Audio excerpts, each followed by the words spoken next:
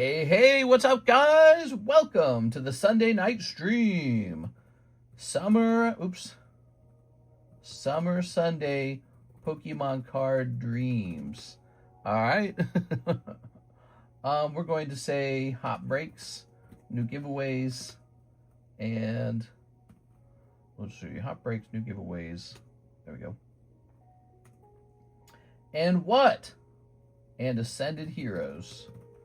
Ascended Heroes, the top selling set, is still the top selling set. People just want to open. Let's jump over here. We'll just keep selling. I don't care. So we're jumping here to the feed. I'm going to go ahead and post this here. Here we're live for Sunday night. This is the Sunday night stream. What's up, guys? I was working on the submissions today. I got the BGS submission partially done. I got the CGC submission completely done. All right, so I'm gonna keep working on it tomorrow. Oh man, I got all this work to do tomorrow. I got work on Tuesday too, man. This week is gonna be so busy for me. I like dread it. All right, let's clear up some emails first of all. Let's start there. I know what we have to do. Let's jump over here and get the ads running, or YouTube might derank us. They might say, that's a live stream where they never run the ads. All right, we'll just turn them to automatic. You have to choose now. There should be a way to like set these up so that you don't have to do this setting every time. You should just start the stream that way. I don't know why they have it set up like that. All right, we'll close this and we'll open up this. Very good. I'm eating tuxedo cake. Does Mr. Lake tuxedo cake? I don't know what tuxedo cake is. Is it like chocolate and vanilla at the same time or something? I've never heard that term. Let's grab this. I'm a fat guy. Of course I like cake. Let them eat cake. Okay, we're going to pin the website. The website's pinned now. The website. Let's see how many orders we received on the website over time, shall we?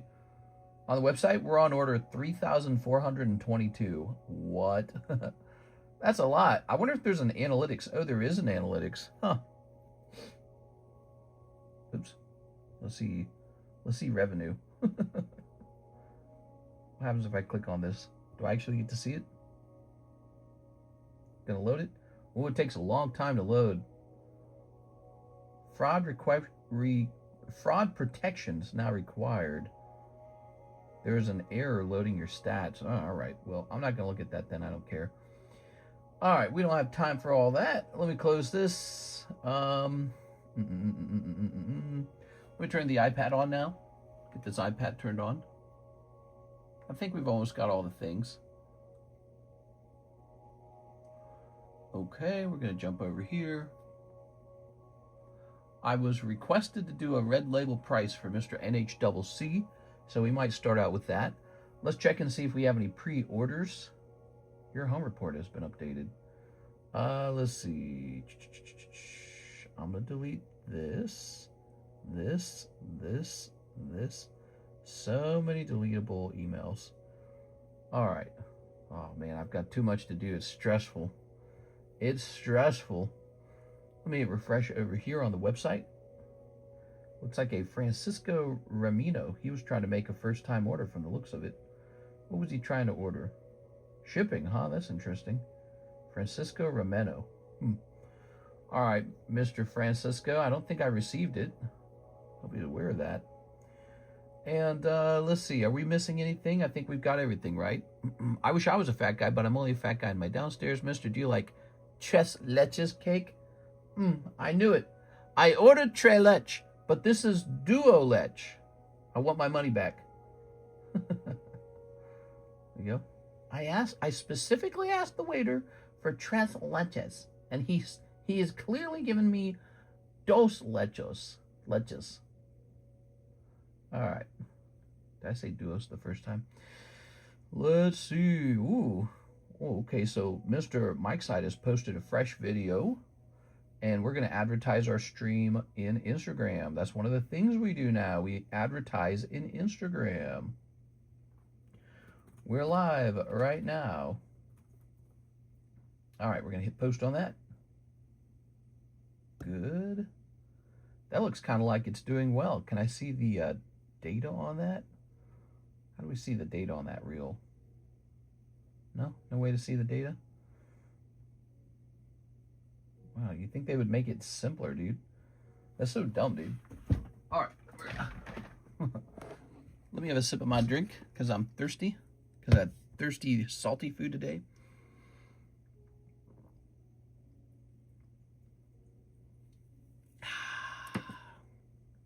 It was real hot today, man.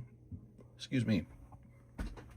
We have a heat warning out here at the beginning of July, huh? It's interesting, a little hotter than usual. Oh, here we go. We're going to click on this Instagram.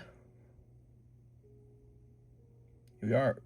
Not bad. It looks like the video has 12,000 views, huh? Mike Side's been posting a very popular video format where he shows off the latest auctions. That's been very popular on Instagram. It gets quite a few views. Time to sleep to Mr. Soothing Voice. Yes, so here we are, guys. It's another night. We have these wonderful cards on the table. Let's show the Lightning Break. It is Night of King. Let's show the Heartbreak. It is Ghastly. So we have two WotC era cards. We have the Star Wars Break. Nobody joined it. That's interesting. Maybe not as popular as I thought. Here's the female Freya Princess and poor little Cubone, neglected. Here is the Charizard Break, rare candy. He's 8 out of 36. Pretty interesting that that's not moving super fast. And then here is the Mega Break. You know what people are actually choosing to get into? They want to get into gym breaks. They want to get into the live customs. They want to get in the Poke Shuffle. So, yeah, it's really interesting. Those are the popular things right now when you look at what kind of breaks are actually ending. Did you hear? MetaZoo is not sold to a new company. It's simply under new management. That's what's going on with MetaZoo. And I guess it's like they're excited for it or something. I think they're planning on making the new cards look a little more like the old cards. I watched him talk about that in a presentation a little bit. And I don't know, that's probably a good idea because people aren't nostalgic for the new designs. They're probably nostalgic for the old designs. Hey, what's up, Wiley Games? I also got to learn some things about MetaZoo. In their best year, 2021, MetaZoo sold $22 million of product. Wow. That's pretty freaking good, dude. And then they lost that momentum each year afterwards. They got considerably less until just before they declared bankruptcy. Their last year, they earned $450,000, which, you know, I guess that's not enough for their operation anymore at that point. Ooh, I love looking at these. It's nice to be back here at the table looking at my cards. There's that Dragonair. We can put that away. This Zapdos, we ought to save this for 5 years from now or something. I like that one too. Here's Snorlax. Here's Lugia. The Dark Dragonite. Ooh, so many fun cards here, guys. Well, set this here. We're always getting cards back from the grading companies, and I tend to keep some to the side. This time we have some back from Pokemon Silver, and these are some really serious collectible cards in my book. Here are the Lugia, and here is the Umbreon. And Mr. NHCC has offered to do a slab away with the red label on them. Mr. It's only 179 days away. Oh, Christmas? My favorite day of the year. I love Christmas. Do you guys like Christmas? That's kind of why I'm scared to move to Florida. Florida doesn't experience Christmas, not properly. It's got to snow. It has to, or else it's not really Christmas. All right, so we're going to say poker playing Lugia. PDX deserves something special. Yeah, you want to give him a kiss? All right, let's click. We want the cheapest price on this. Let's find it. Click. Now, I'm going to allow Mr. NHCC to have dibs on this, okay? I'm going to do it. It's going to be dibs, everybody. Here's one in the UK. Here's one in the US. It's one in the UK, and it's an older search as well. And then there's the one in the US, huh? And the one in the US is also an older cert. That's kind of interesting. Well, I'm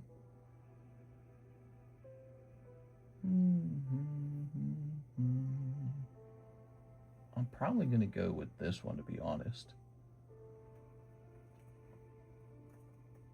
Oops. Okay. So, the red label on Lugia will be $7.50.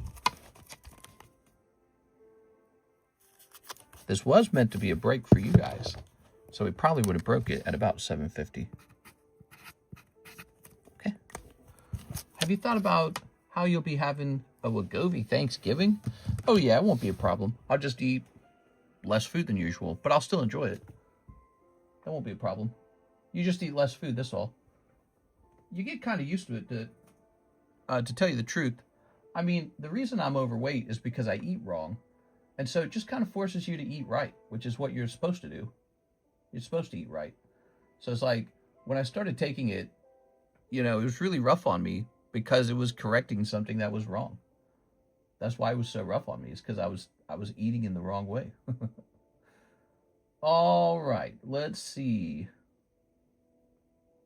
Umbreon. Well, well, well. Just stay where you are and get a tube clone baby growing. A tube clone baby? What are you talking about? What are you talking about? So, Umbreon's kind of tricky. His price is kind of all over the place. Let me get out of sold listings. Let me go back to buy it now. So in buy it now, the cheapest Umbreon, 9 of hearts, is $1,000. So, what to do? He seems to be right in the middle of a price flux. He doesn't have a history of selling for 1,000, and yet they're all priced at 1,000. So the question is, will it reach that new price? I think for our friend Mr. NHCC, oops, we'll set this here, and we're going to go with this price here, and we'll see if he bites. We'll see what he wants. So let me take a picture of this. I want 2 clones, maybe 3 to 4 clones. Cloning yourself. What an amazing idea that is. It's such a fascinating idea. All right. There you go. I don't think he'll be shocked by those prices. There you go. I think they're actually pretty fair. You know, the extra $100, you could almost just call that taxes. Most taxes are up to about 8 or 9% these days. So sales taxes on a card like Umbreon, it's going to be about just shy of 100. So he's about the same price as to buy it now if you actually went and bought it now. And then the Lugia is a little bit over. We went with the English versions, and man, ooh, the cards look great. They look like lovely, good 10s. All right, let's pull these down. What do you think of these Pikachus too, huh? These Joker Pikachus. Aren't these lovely? Look at these Joker Pikachus. What would the 7 of hearts be at the same price? Yeah, he'd probably be about the same. Yes. All right. You like him? There we are. Uh-oh. Is the camera doing that stupid thing? Camera. All right. Let's try that, huh? What happens? Okay, it looks good. So we're going to let NHCC respond to me if he wants these. He's going to have dibs on them. But if he doesn't want them, you can consider putting them into slab away. There it goes. All right, look at these lovely breaks, guys. Isn't this nice? Isn't this lovely? Oh, wow. Mamma mia. Let's see if we're having a slow Sunday. You know, sometimes Sundays are very slow. We've got 31 people watching. We've only just started. We're 14 minutes in. People are thinking, do I want to open something? Do I want to have fun tonight? I would be asking the same question. Let's talk about some goofy gym breaks, shall we? Why don't we find a gym break and start a new gym break? Gym breaks, they're very popular right now. Here, let's also sort the best card in the pile to the front. Ooh, that's not bad. Koala. Aircross. Ooh, this whole pile's tricky, but I believe it's going to be this Uyama Pikachu to the front. So he's going to be the best card in pile number 1. How about pile number 2? So, could do a Diglett break. Ooh, I like the Dark Persian as a break. That one's real cheap. Okay, Rhydon's pretty unique. I don't know how well he's going to do. Minccino. So in this case, it's going to be the King of Clubs, Ninetales to the front, because it's blue deck, and so it's the better looking Ninetales than the green-red deck. A lot of people don't understand that. That takes knowledge about the poker cards to know that they look different from each other. This one looks much nicer. Best card in pile 3. Probably this guy, but he's not for sale. I'm sorry. He ain't for sale. Cubone. This Cubone's for sale. Look how well she drew that. That's hand-drawn, Quip's hand-drawn Cubone. It's a break. It's a $25 break. All right. So, gotta say that Slowpoke's really good. Oh, it's the Slowpoke. Yeah, Slowpoke's the best card in this pile. Yes, sir. Slowpoke's going to the moon. It's one of those Pokemon that's growing in value. I don't know if you've noticed that. Not a ton of action on the pack splits recently. I noticed that. Just maybe because they're more expensive. Raikou 8. That could be a gym break too. Trico's cool. Electros, Elekid. These are real nice. You know, so this pack on the left, it's $45, and you have a chance for Silver Dialga, which is like insanely expensive. And you probably won't pull it, but somebody pulls it eventually, right? And then this guy will give you a chance for a holographic Charizard and hopefully a non-sticky pack. We had 2 sticky packs in a row. Hopefully that one's a non-sticky pack there for it. We don't know. So the best thing in this pile is probably the Charizard break. So the Charizard's going to be my top choice for good cards in that pile. And then in the last pile, it's probably always going to be Mega Tyranitar. He's just amazing. Oh, but the Charmander's quite good. Charmander's good. Bulbasaur's good. Charmander and Bulbasaur in there. You just need the Squirtle after that. There's the trade break. Don't forget about him. That's a cool little Ninetales. Machamp. Yeah, so it could be the Shining Tyranitar, but I'm going to put the Charmander in the front. Charmander, I feel like, could be Red Label.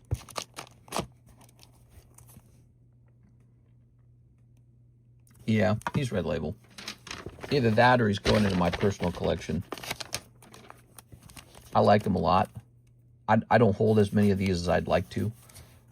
So we're not going to really change him too much. He's going to have a little premium fee. He's so good. He'll be gone in a week. I think he'll be gone in a week, but if he isn't, you know, maybe it'll take 2 weeks. So there's Dark Persian and Raikou. 50 and 40. Look, we could just move this guy around like this. Let's get the best one in the middle. It's the price. The price is so good, too. So, like, poker cards, like, look at this guy. He's 400. He's 500. The Charmander's only 300, huh? So you're going to pay a little taxes on that one. You're going to pay the Charmander tax. Here's Raikou and Dark Persian. Let's go ahead and turn these into splits. Yeah, Charmander Ace of Clubs is cheaper than Slowpoke. Like, yeah, right. But he is still, he's still cheaper. There we go. Besides this, he could fit into the live customs, couldn't he? All right. Ooh, what happened there? Well, the plastic got stuck funny. All right. So this shall say 21 and 2. So some new gym breaks up here. And this one's 25, 1 and 2. Working on our gym breaks. Never heard of Crusaders for PS1. Oops. Where'd I go? There you go, guys. You like gym breaks? We got 2 fresh gym breaks. They're both vintage. Notice they're both from the same year of 2000. Isn't that interesting? People underestimate those poker cards. Look how nice he looks, too, doesn't it? Looks nice. Looks nice.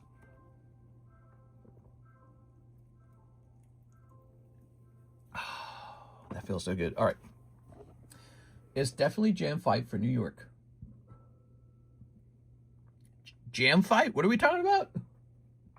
I heard New York froze rent. What do you guys think about that? Do you guys like the rent freezing? Are you for it? Are you against it? Here's Miss Beatrice Moniz. Can I please get a spot in the Raikou Gym Battle? Why, yes, you may. Mister, remember, you used to walk and stream. Oh, yeah, we need to do that, huh?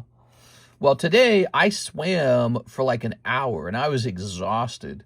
So I got a good workout today. I think we used to walk for an hour. Karis and I went swimming at the local pool, and it was nice, nice, nice. It was so lovely. Here you go, Miss Beatrice. Okay. Nice. Set that there. We need, she said the Raikou, right? Yeah. So we need one more person over there. Okay. Give you guys a chance to work on your gym scores right away. By the way, don't forget to notice we have this Pixar gym break, and we have this Scarlet box gym break, which will actually hand out 3 spots to your scorecard. It's a big advantage. So this is a very nice box. Of course, it'll hand 3 other people a miss. So, you know, sort of, what's the word? Excuse me. Escalate the total number of losses. What did you all eat after swimming? Surprisingly, KFC. Karis and I have the option to get KFC, and it's like a 35-mile drive for an Uber Eats. It's called Extended Drive. I had to pay $12 for that, just for the Uber driver. I don't know, $12 extra, not to have to cook, maybe. I actually use delivery service all the time. It's my guilty pleasure. And we got KFC 4 chicken sandwiches. She ate like half of hers. She couldn't even eat it. It was too much protein for her. She couldn't handle it. I ate both of mine, and but that's it, just the chicken sandwiches. And I removed like the bun. I removed the bun from both of them, so I was really just eating a chicken patty at some point. And man, it was good. It's not bad. We don't have Chick-fil-A, but I'm sure we'll have one soon. But it's a big, juicy patty. They do a good job. Mister, it was cold, was it? Mister, was it cold? Oh, you're asking if the swim was cold. No, it was nice and warm, really nice. Yeah, we have a public pool out here, and it costs like $10 to go in, and that water was nice and toasty and warm, and then the sun was just blazing hot, so I'm a little sunburned. Not really, maybe suntanned. In and out Flying Dutchman. Yeah, so sort of like that. I mean, here's the deal. I ate a little bit of bun, but I threw away the rest. I didn't eat the rest. I don't even like the bun. That's why I like the double down sandwich so much, because there was no bun. The chicken was the bun. That was the best thing KFC ever served, was the double down. So now they got it, you know, more like a regular fried chicken sandwich, and it's not bad. Yeah, it seems to be just chicken breast, so it's not dark meat. It's white meat, and it's sturdy, man. It's a lot of meat. And then you feel really full after you eat it. Like, and that was my one meal, by the way. So before that, all I had was like a mango. I'd eaten some like gummy bears and some beef jerky, and that was about it. So I hadn't really eaten much today. And then I went swimming for an hour, and I got roasted. So I feel pretty good right now, actually. That sounds pretty fat. I love to eat buns. Oh, yeah. Let's see. I'm going to work from 8 a.m. to 10 p.m. doing DoorDash. DoorDash? Yeah, people be doing those DoorDash jobs, man. Well, I'm one of the people creating the demand for it. I love to just have food delivered to me. I wish there was a lot of healthy food options. One of the healthiest food options we have is to just get food delivered from the grocery store. And they have like fresh sushi, baked chicken. So you can get something like that, and that's not terrible.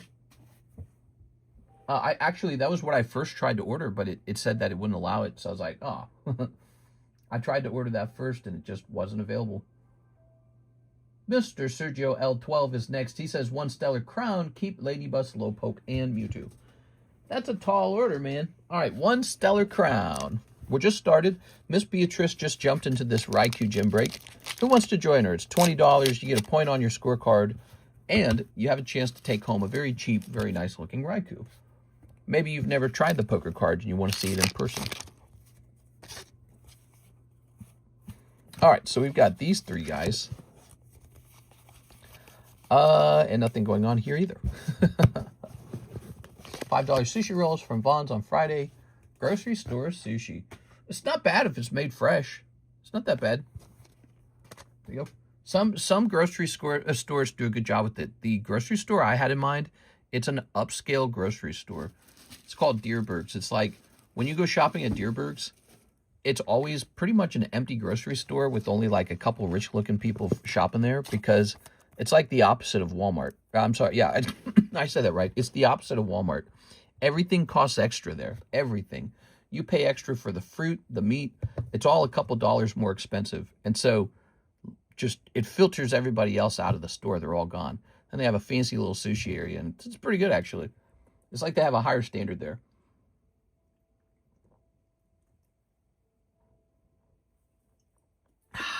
All their fresh-made food is really good. All right, Sergio. Aha! Here we are. There we go. Why are those comments so hard to pull? Hey, yo, that's a deal indeed. Yes, that's a deal indeed.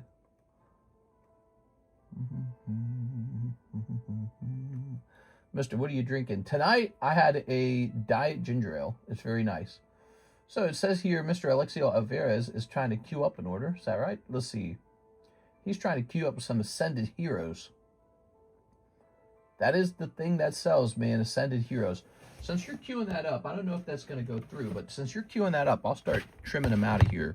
Let's get another person on this Raikou. Let's get this finished. That'd be fun. It is. Very good. I'm Rich Bit.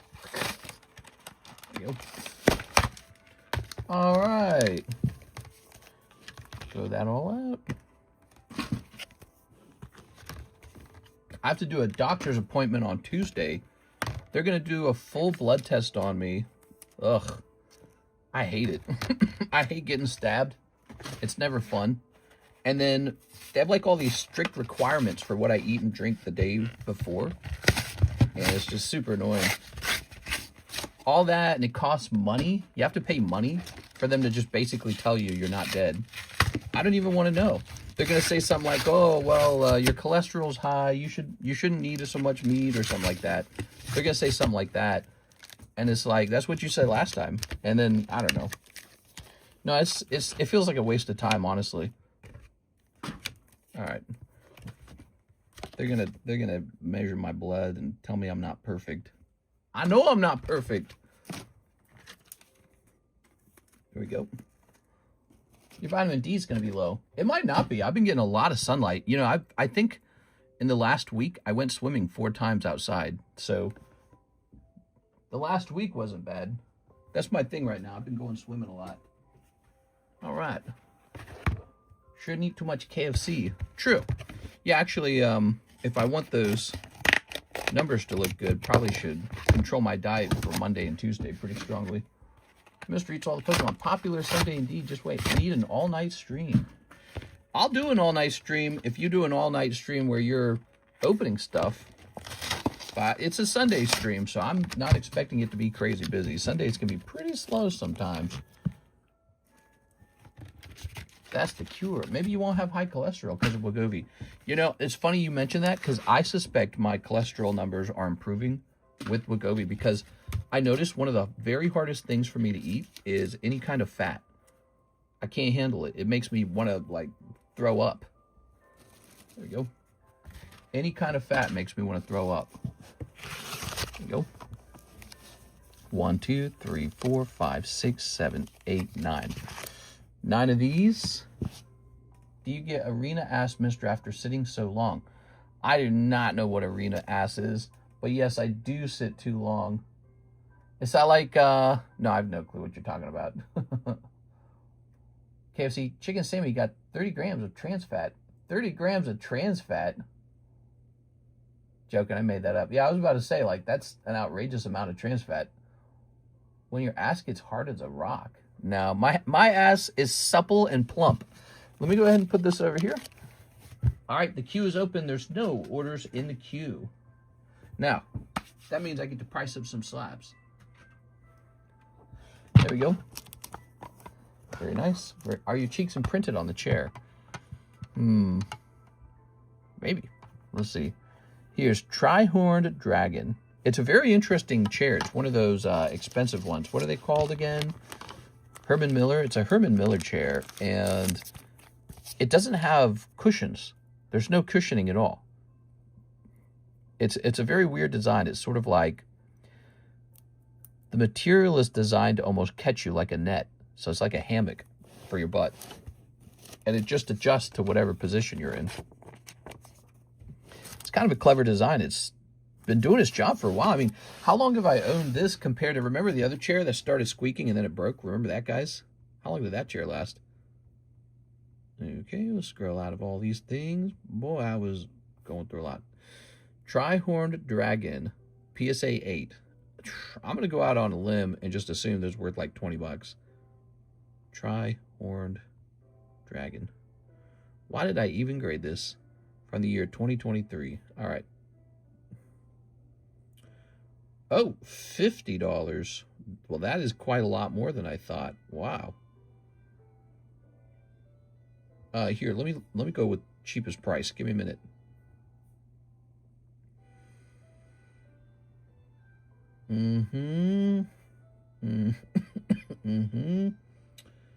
All right, so after looking at this, there's a PSA 8 for $50, but there's a PSA 9 for $35.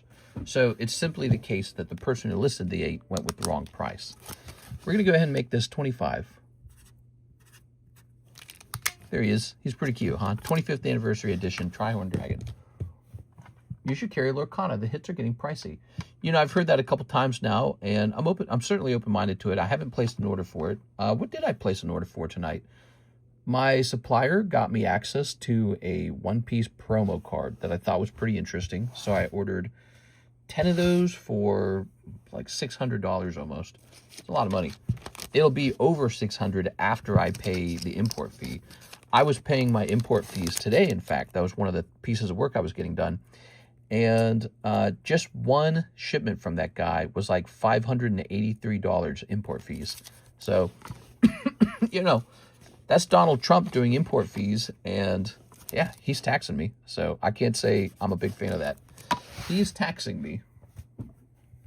You are pricey, and ultimately, I'm supposed to buy more cards from here in America. You know, that's supposed to be the outcome. But I don't know. Japan's got exclusives. Luigi. Yeah, like if I order something from the guy overseas, it's because I really wanted it. Yeah, it's too bad. All right, let's see. I understand the concept of the tariff, but I think we shouldn't have a tariff, and I think the other countries shouldn't have one either. I think no one should have one. No one should be running tariffs. They should all be removed. All tariffs should be removed. It's just another government tax, ultimately. I hate import fees. Yeah. Let's see. So we got a $60 Luigi 10. That almost seems underpriced, to be honest. I'll just go look. I based it off of a different Luigi, but to be honest, ours is the better looking Luigi. Yeah, we have the better looking Luigi. I am going to raise his price slightly because I feel that that's probably too low. 60 for a 10. It's the year 2026. PSA is shut down. My Luigi's not listed for sale on eBay at all. There's just a different Luigi listed, and I think mine looks better. So there it is, $75. All right, that probably makes a lot more sense to me. Paradise Lost Dorothy got a 10. So let's take a quick look at these. People are buying them. Buying them up. Buzz is like 10K. Buying out Buzz. Buzz Lightyear's popular, huh? That's cool. He must be a really beloved character. All right, so we have Paradise Lost Dorothy. Does anyone know that story, Paradise Lost? Who here knows about the story Paradise Lost? You have to be cultured to know that one. Whoa. Whoa, this is expensive. I didn't know that. So this is the card right here. Cheapest one, $1,500 with a population of 104. What? What am I supposed to do with that? No one's going to buy this for $1,500. There. All right. I think this is one we got dual list this. We got to put this up on eBay, I think. What do you guys think? This one's got to go on eBay. No one here's going to pop $1.5 thousand on this, right? Oh, this is Weiss Nikkei, huh? Cool, man. Was going to send some pics, but you didn't accept the request. Who, me? Send the request again. I never reject friend requests, ever. Yeah, I never reject them. I reject exactly 0 friend requests. I always accept them. Everyone knows Toy Story. I must need to refresh. Okay, so this should be 1500. Look at that, it's $15. Wow, that is one pricey card. I guess if you want the Hoochie Mamas, you gotta pay up. Let's see. So now we have an order from Mr. Carlos, the Tri-Horned Dragon Slab. Okay, Carlos. You're gonna upset Ivan. He's gonna say, I wanted that. Okay. That's a cool card. A little card sale there. PSA 8 selling. We have this gym break running right now, guys. Miss Beatrice just joined it. I was hoping somebody would want to join that. That's too bad. Just for a bit of fun. Looks like the website, there's no orders on the website. So we are starting out with a slow Sunday night. That should give us plenty of time to work on pricing up slabs. Let's get it done. Let's get a whole bunch of slabs priced. If you guys aren't going to buy anything, I might need to start listing these on eBay while we're live. Maybe that will make good use of my time because it's got to go up either way. Here's Yoshi. Look at that. Although every time I dual list an item on eBay, it does eventually sell on eBay, and then I go try to find it, and it's already sold on the table. Wow, that one's actually probably one of the better Mario cards. This is the Mario Yoshi card, where it's just Yoshi, and he's absolutely adorable. And I kind of wish I'd sent this to Beckett, not to PSA, because look how well the centering is on that card. It's just nuts how good this one looks. All right. Mr. is like, okay, bye. I'm ending the stream. You know, I stream all 7 days of the week. I don't take any days off. And I'm getting closer to 40 years old. And I don't know. My doctor says I should take off days and blah-da-da-da-da. So, I don't know. What would I even do? I'm not going to go work out. I'm probably just go play video games. Let's see. Here we are, Yoshi. So, there is no Yoshi like this listed. That is the truth. I've got one. The internet does not have one. Let me check Soldo. All right, no information there. Well, he should be quite rare. So, let's go ahead and take a picture of the back of the card. All right, let's see. Retro Nintendo. He's a population 4 Yoshi. Okay, pop 4. And tossing this away. Can you still touch your toes? Oh, yeah, absolutely. Days off are needed for sleep and video games. Now, Mr. Wood never ever piss in the wind exactly like it sounds. Pee in the direction of the wind if you don't want to spoil yourself. What? All right, so let's grab this. Pee in the direction of the wind. Don't try to piss against the wind, huh? Is that what you're trying to say? It's good advice. Never could I imagine. So when we go over to eBay, there is really just one Yoshi to compare it to. They're asking like a whopping 300. I feel like that's quite high. There's no one following it. Yeah, I don't know, man. What do you guys think about this Yoshi? He graded 10. I mean, it's nice that he graded 10, isn't it? Love me some, mister. Never could I imagine. Let's try price. Let's try 150. All right, so that's half the eBay price. He's a good-looking card.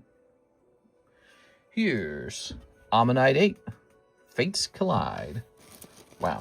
Such a lovely card. Such a terrible grade. Caputo. Look up Jinx's toes. All right.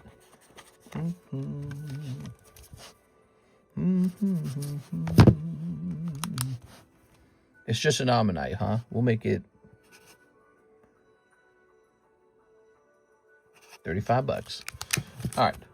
You know, I opened this pack to grade whatever was inside and just got hosed down, man. Actually, for the CGC submission, I opened up 2 Rainbow Tops packs, and I put like a freaking Weeping Bell and a freaking Geodude, dude. Ugh. Absolutely trash pulls. Oh, man, I love the way this card looks. This is the Piranha Plant, which I'm a huge fan of. Here we are. I love that they made Piranha Plant a Smash Brothers character. And when they did that, I was immediately playing that character. I played so much Smash Brothers Ultimate that I got really bad carpal tunnel. And then I was like, I gotta stop playing this thing. Because I wasn't getting paid to play it like professionally or anything. So I was just ruining my hands. And I was like, nah, dude. Can't be doing this. The online players, they were so like sweaty, you know, like they were so try hard. And I was like, I gotta up my game. I gotta play as hard as I can to win. And so, you know, I'm playing as fast as effing possible. And yeah, my hands got tired. Do you have any Lord of the Rings Special Edition Holiday Collector Booster Packs? I definitely do not. Carpal tunnel for smashing. That's right, for smashing. Like hook smash. All right, we are this far in, 40 minutes. There are no orders in the queue. We got these two lovely cards. Here's Vaporeon. Here's Ghastly. Here's Movie Edition Friends and Farewells. Here's our pack splits. Lovely. Here's Nami. Look at that Nami card. She's so sweet. Now, here's another card. Finger bangers. Mistress said, I can't keep up with them young boys. That's right. I'm just an old whippersnapper. This is Gold Deck Espeon. It's a regrade, and it got a 9. But what was really interesting is the Umbreon that also got regraded, he turned into a 10. So these both got 9s with a different company. I believe, what was the company? Was it like BGS or something? I think it was BGS. And then I regraded it. And while the Espeon got a 9, the more important card, the Umbreon, got a 10. Crazy. Crazy how that works. All right. All right, all right. Ooh. Setting this over here.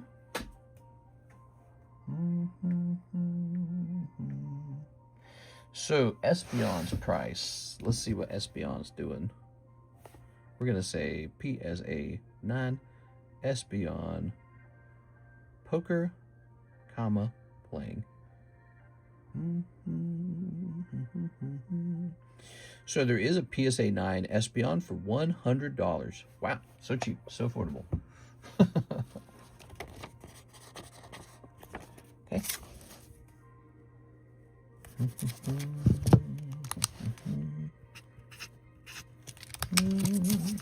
Oh, look at that. So I say we get this card listed up. Let's get this card listed up on Feebay. That's the Dorothy signature. It's an it's an SEC plus. And I say we get this card listed. Let's see. Let's clean my cameras off first of all. These cameras are so dirty. Terrible condition on this. Okay. Is that good? You know what's crazy is I'm trying to wash them with my shirt and it doesn't seem to help. What is up with that? Yeah, I think it's about time for me to get a new camera. Look at this old banged up camera, man. Man. Crazy. Crazy how powerful cameras are too, you know. iPhones really changed the world, didn't they? Our whole world changed. Hey, what's up, Mr. Desire Snake? He says, let's open some cards. I'm not disagreeing, man. That sounds pretty sweet to me. Let's grab this over here. Bruh. We are. All right. People got to have money to buy cards, though. They might be all spent. So let's take a nice picture. Now, what if I just go back to this and zoom in like this?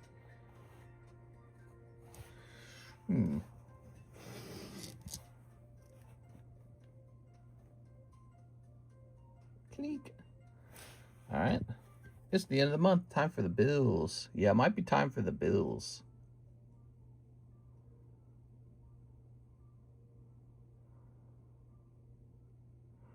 Okay. Flip this around.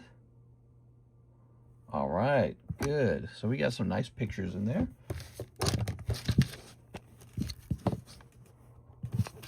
That's me, Alexio. Did you remove the current breaks tab in the Discord server? Yeah, we don't do that anymore.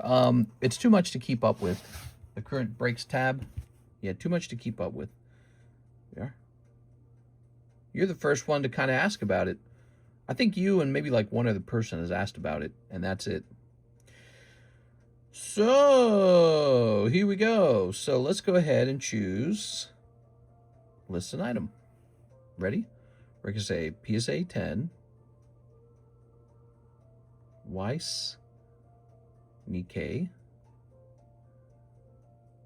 Paradise, Lost, Dorothy. Oops. Better spell it right. All right, we spell it right. Also, let's put in the Schwartz. Weiss, Schwartz, Nikkei, Paradise Lost. I put in Paradise Lose, Paradise Lost, Dorothy, and it'll say 087. And how about signature? All right, there we go. A lot of details in there. We're going to say continue without a match. Is the card graded? Yes, it is. The grader was PSA. The grade was 10. Continue. We're listing cards live. Isn't that more exciting than opening up Pokemon cards? This is my favorite thing to do, is to post cards on eBay. All right, it's accepting the photos really slowly. Boy, imagine how much work the eBay website has to do to ensure that, you know, all of the images getting uploaded to the site don't do anything inappropriate. Use an AI description. I love the whole AI description. Isn't that funny? Now, pricing is where I actually have to do my job. So we're going to choose the price on this guy. And I tell you what, we'll accept 1,450 actually. All right. There it goes. Takes so long to load that. Shipping shall be USPS ground advantage. That's fine. We're going to choose list item. Let's see what happens. And there it goes. It's dual listed. Now let's head over here and take a picture for the pricey out of date channel. You know, I'm thinking of changing the rules for pricey slabs to make it so that, you know, to be able to get into the pricey slabs box, you have to be a card costing over like $500 basically. All right, not gonna lie, prices are high. Oh yeah, well, prices for this is pretty high for sure. Look at this card, $1,500. Okay, we're gonna say E for eBay. And let's update the price tag to be $1,400. You guys really are just hanging out with me while I'm doing like tedium. Seeing how someone's full-time job these days is listing on eBay for someone else, $1 listing is cheap. Let's see. Huh? 1,400 is the actual price, isn't it? You know, we just took a picture of this for the Discord server.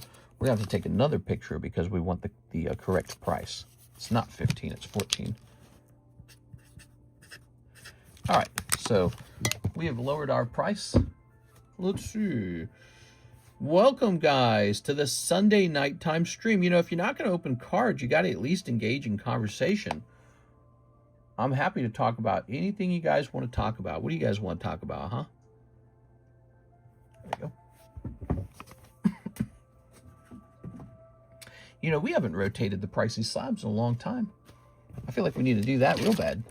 So here's Queen of Clubs, Princess Peach. Here's King Bavadley. I'll put this Legumin card up here. I'm drawing Slowpoke. Oh, that's nice. You drawing a Slowpoke? That's cool. Charmander's really nice. What's this?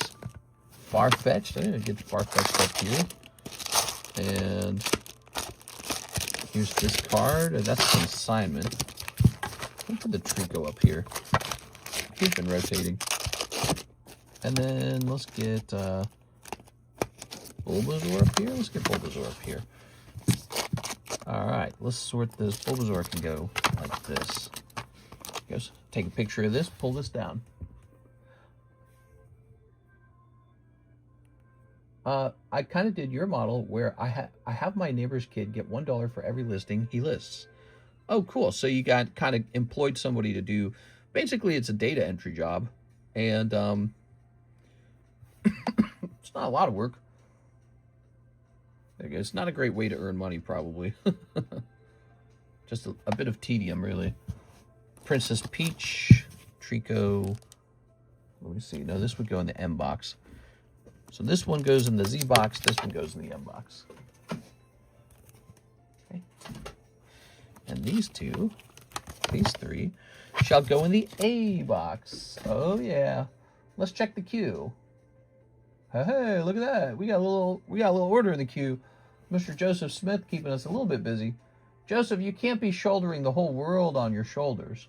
One other shuffle and then shipping. You got it. Okay, one other shuffle and shipping. Have you ever looked into graded comic books? No. One Trapinch. All right, that's a cold one. Popping that back up there, Mr. Joseph Smith. Ooh. So we ended up not getting that PSA return on Saturday, did we? I guess that means it's probably arriving Monday. Oh, no, wait. Am I being crazy? We're processing that PSA return right now. Oh, man. What a total brain freeze. All right. Mr. Joseph Smith. Yeah, I'm sorry. So weird how something can happen and it's like it becomes so routine that you don't think about it. Kind of like driving. Just use a software to pull scans from PSA to list. I use TCG Automate. He's very happy. He's got at least 1,000 listings a week, which gains us both a lot of money. Oh, wow. If you're pumping out 1,000 listings a week, that's actually some money. That's 4,000 a month. That's 48,000 a year. I don't know if you're truly having him doing that. Maybe it's just like a one-time thing, huh? All right, there we go. File 4. Let's see. We're going to grab some of this. We're going to grab some of these. Okay. Mostly CGC and raw cards. Nice. Whoa, Wiley got... he got moderated. You can't be saying that, mister. He probably just like added like a dot or something to his comment. You done? Stop posting links. What? Mostly CGC and raw cards. Oh, I see. Yeah, CGC. I just sent out a submission to CGC tonight. CGC is our replacement for PSA for the moment. It's kind of nice how CGC is a little bit cheaper. I also like their submission systems a little bit easier. My God, this label takes forever to generate. Why does it take so long? It's terrible. Every single time. Let's get a round of 9s off the table next. You guys ready to take a round of 9s down? Have to start changing my sleep schedule. I've been a bit late for work, so I'll mostly be on the daytime stream. Oh, that's fine, man. I understand that. Yeah, that's important. You don't want to do bad at your job. So definitely, it's totally cool to take a break from the late night stream, or at least just watch the first half hour or something, and then hop off. Of course, the problem is it's so addicting that it can be hard to turn it off. Here it is. All right, so here's Eel Ektross. I know it because even I enjoy it. Aha, here's Porygon. Oh, yeah. So there's Porygon. Here's Mew. Here's King Bradley. Here's Vaporeon. Let's take a picture of these bad boys. No, actually, this is a consignment. He needs to stay up for a minute. Let's get this guy. Did you guys see this Raikou Gym Break for $20? PSA 8? Miss Beatrice is just waiting for someone to join. I thought that would finish really fast after she joined it. I kind of feel bad for her that it's not going faster. All right. PSA delivered so many PSA 9s to me that now we are truly overflowing with PSA 9s. Wow, this card's so clean. What the hell was even wrong with it? You know, it tempts me to just crack it and resend it to like CGC or something. Good thing they don't give you a grader report and tell you why it graded 9. I would hate that. Looks great, man. The card looks really good. Maybe a little top-bottom centering. But, you know, I've seen poker cards with way worse top-bottom centering pass by as a 10. Oh, no, you know, it's really bad here and here. It's got to be the centering on the back. Yeah, like I was saying, though, I've seen worse centering. It's weird. All right. Let's see. We've been doing it quite consistently for 7 months now, and dealer rates on CGC here in Europe is easier since their office is closed. CGC has a European office? I didn't know that. There we go. So all these nice shall go that over here. Let's see. D-Nice Raw, he lists manual, I believe, and CGC he uses a slab lister. What was your gem rate on the last PSA sub? Terrible. Yeah, just terrible. Mostly sub 10. They're so harsh now. And, you know, I send stuff through that I know is probably going to be a 9, but I send it anyways in the off chance that it gets a 10. So even when I think something has a slim chance at a 10, I'll still consider it. Because I don't want to give up on a card hitting a 10. It's so valuable when they hit 10, you know. Look at that Bowser. Like, this card right here is super cool. I love it. I don't know what to price this at. What do you guys want this to be? What do you guys think this card here should be priced at? Do you have a nice 100 to 200 euro card? I'm sure I do. I got cards all over the place.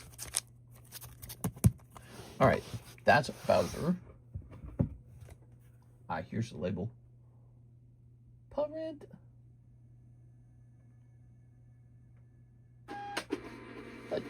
Doobie. All right, we are just shy of an hour in. Very, very slow stream.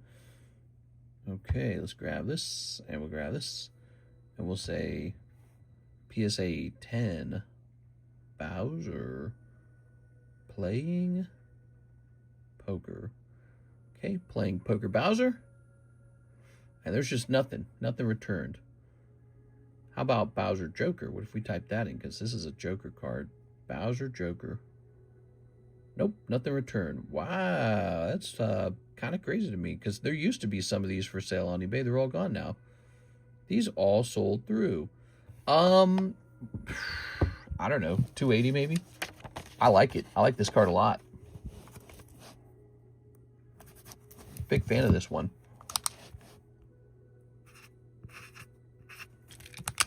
Hey, that's official Nintendo Mario. That is a Nintendo printed card, by the way. All right. Ooh, we might have a little order coming in. Let's see what it is. Let's see if it's crazy. I'm Crazy Dave. Here's Eric Rodriguez, Jim Break. Mr. Eric, welcome, welcome, welcome. Beatrice, you still here? All right, Eric Rodriguez. New card, Mr. Eric? New card. Okay, cool. Get you a new one.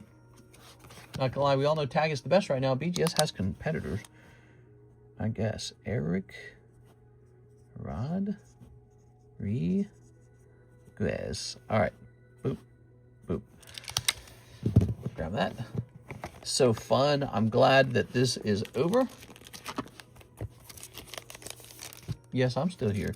All right, nice. So here it is. Raikou going off. A little $40 Raikou. Big sales here, guys. I'm just teasing. All right. Whoa, whoa, whoa, whoa, whoa. Grabbing this. Hope you guys had a great weekend. Tell me about your weekend. Did you guys do anything special? I really just went swimming. It's that time of the year to go swimming, man. It's blazing hot in Lake of the Ozarks. The water's warm. There were fireworks going off all night.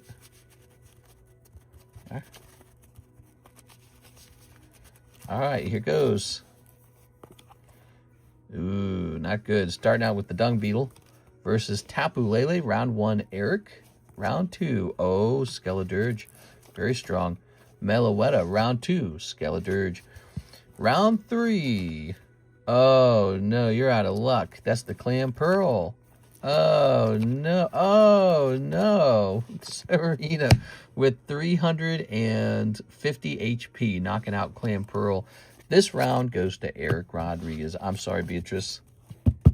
Me and the wife took a trip to Amsterdam. Oh, that's cool. It is Amsterdam. All right. This shall say Eric on the back. It was looking good for you for a second there after you pulled the Skeledirge, because it was all tied up at that point. All right. That pearl has cost me many losses. Damn you, Clam Pearl. All right. Stop, he's already dead. Stop.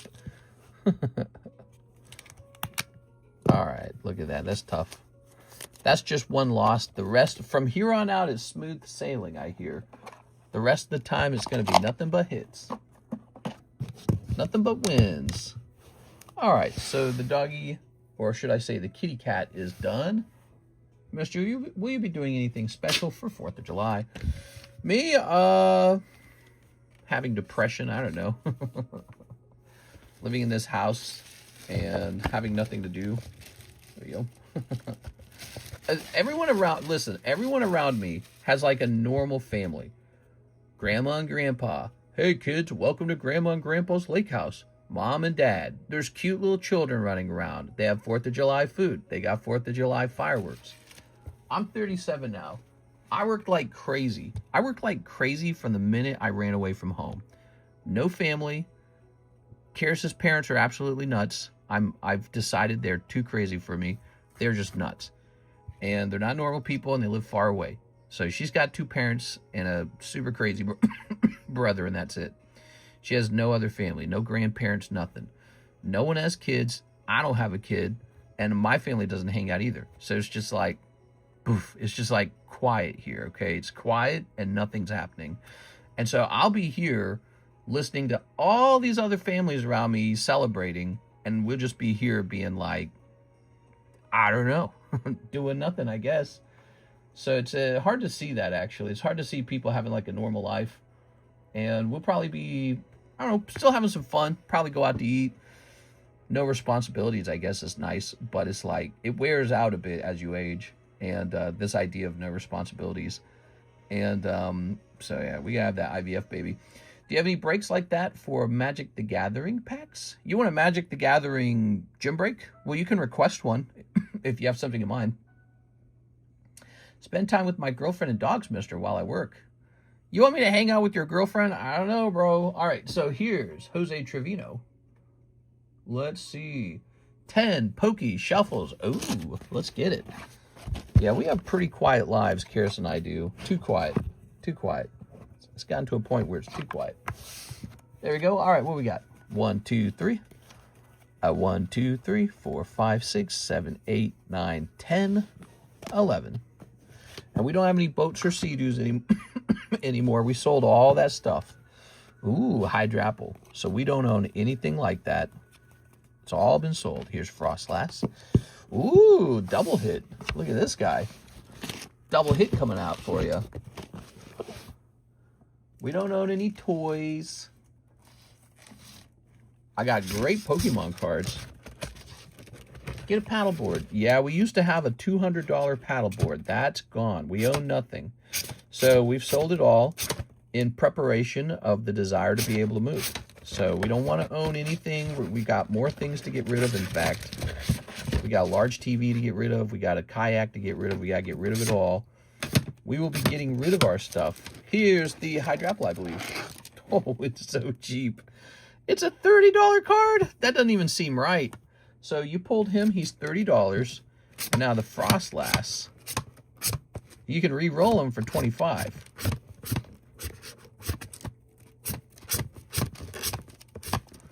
Here we are. Yeah, so we have no toys, no families visiting us, no babies, and everyone else has those things. And there's just a very normal feeling out where I live. Like, everyone out here, it's not a very progressive place, right? It's just cute little families with, like, the nuclear family and nothing else. That's all it is out here.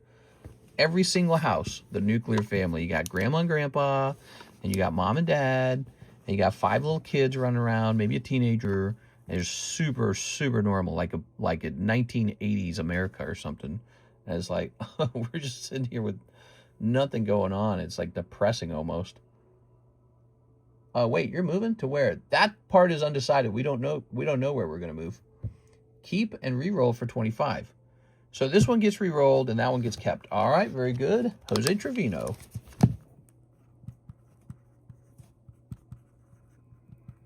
Okay. There we go.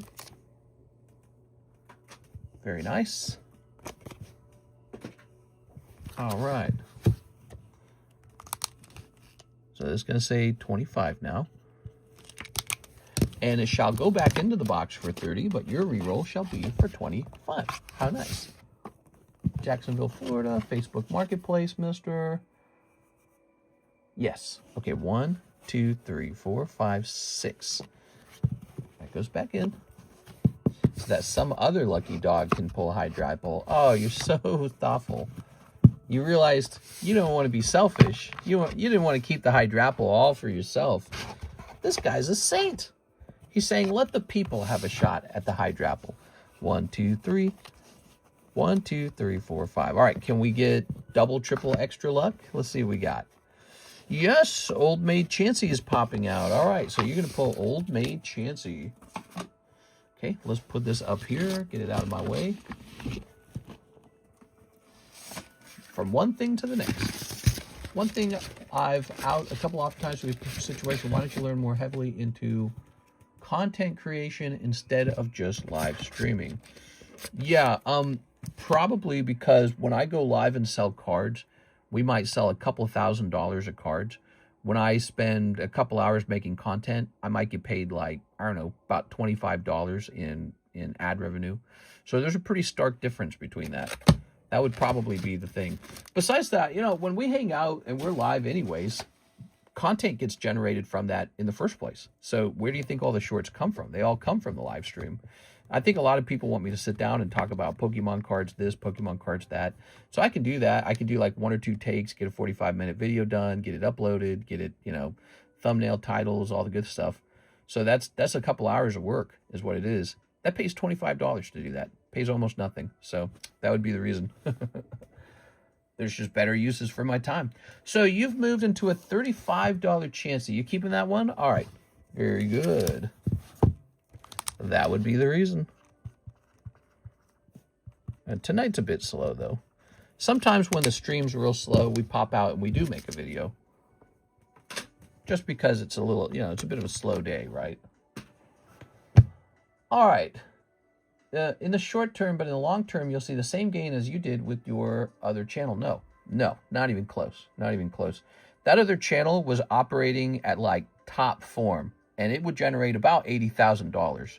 This channel will generate like $1 million in sales without trying. So it's very different numbers. They're nothing like each other. No, ad revenue can't even come close to what we do here. It's not even slightly close. Ad revenue is almost an afterthought. The only thing about ad revenue is I'm scared if I were to turn ad revenue off, that YouTube would decide it doesn't want to advertise any of my work because it can't make money off of my work. So that's the only thing about ad revenue. Otherwise, we almost don't need it.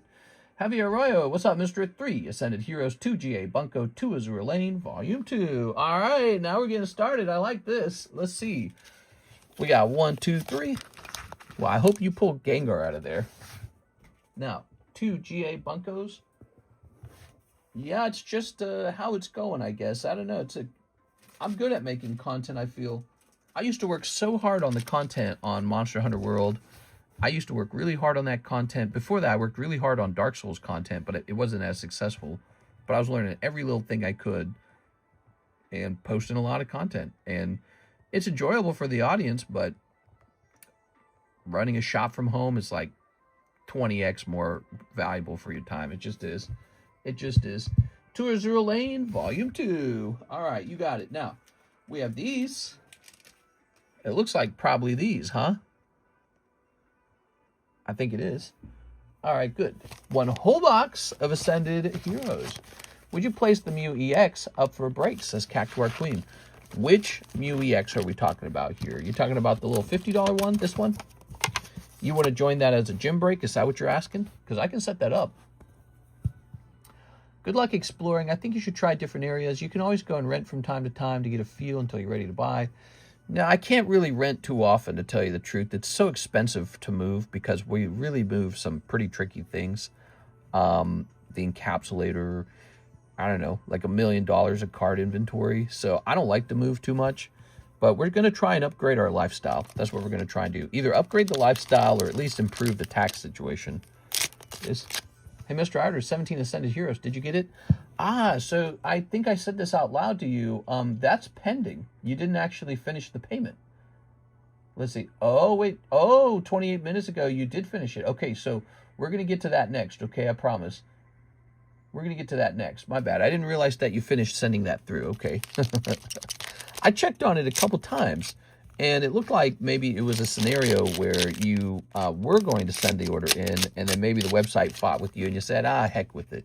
That happens a surprisingly lot of times. People will try to send an order through the website, and if it fails, they just give up on the order. So I kind of assumed that happened with you, but it turns out you went back and you actually fulfilled it a second time. So we're going to get that taken care of. Let me do this for Mr. Javier, and then we're going to jump right back over to you. Okay?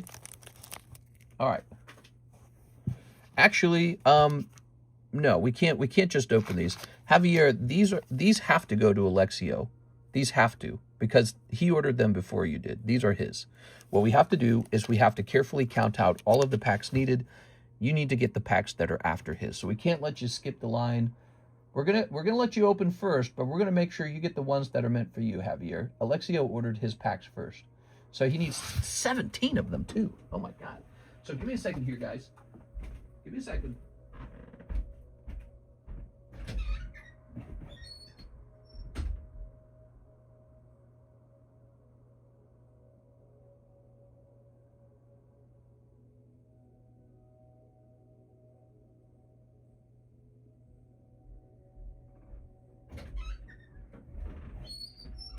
The fact of the matter is, those 3 packs probably do not contain Mega Gengar.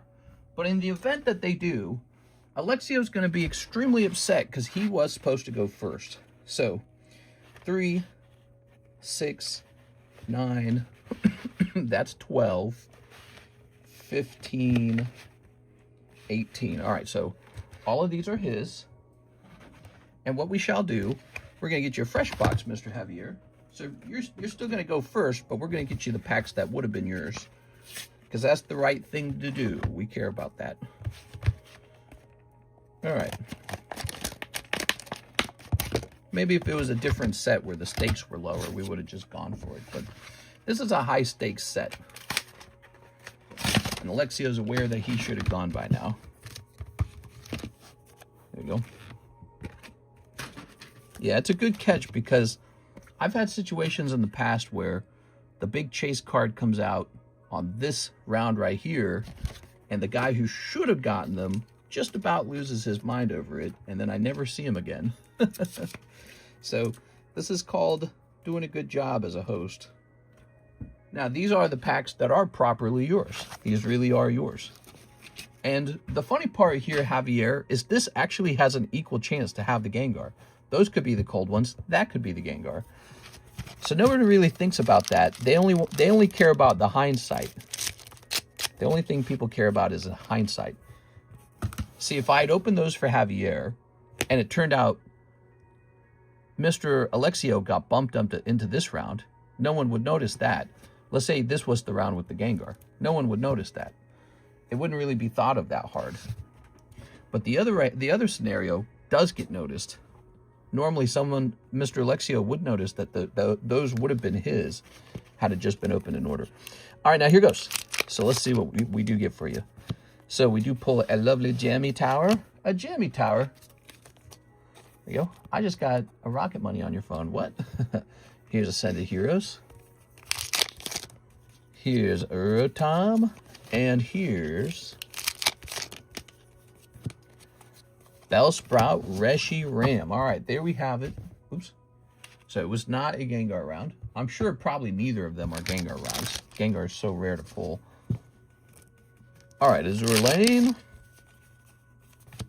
Got a little Azure Lane coming in. Azure Lane. Okay, we've updated our terms of service. Oh my God. Companies are always doing that. Oh, I feel I've seen this on the internet. I've seen this on TikTok. This character transforms into like a motorcycle, right?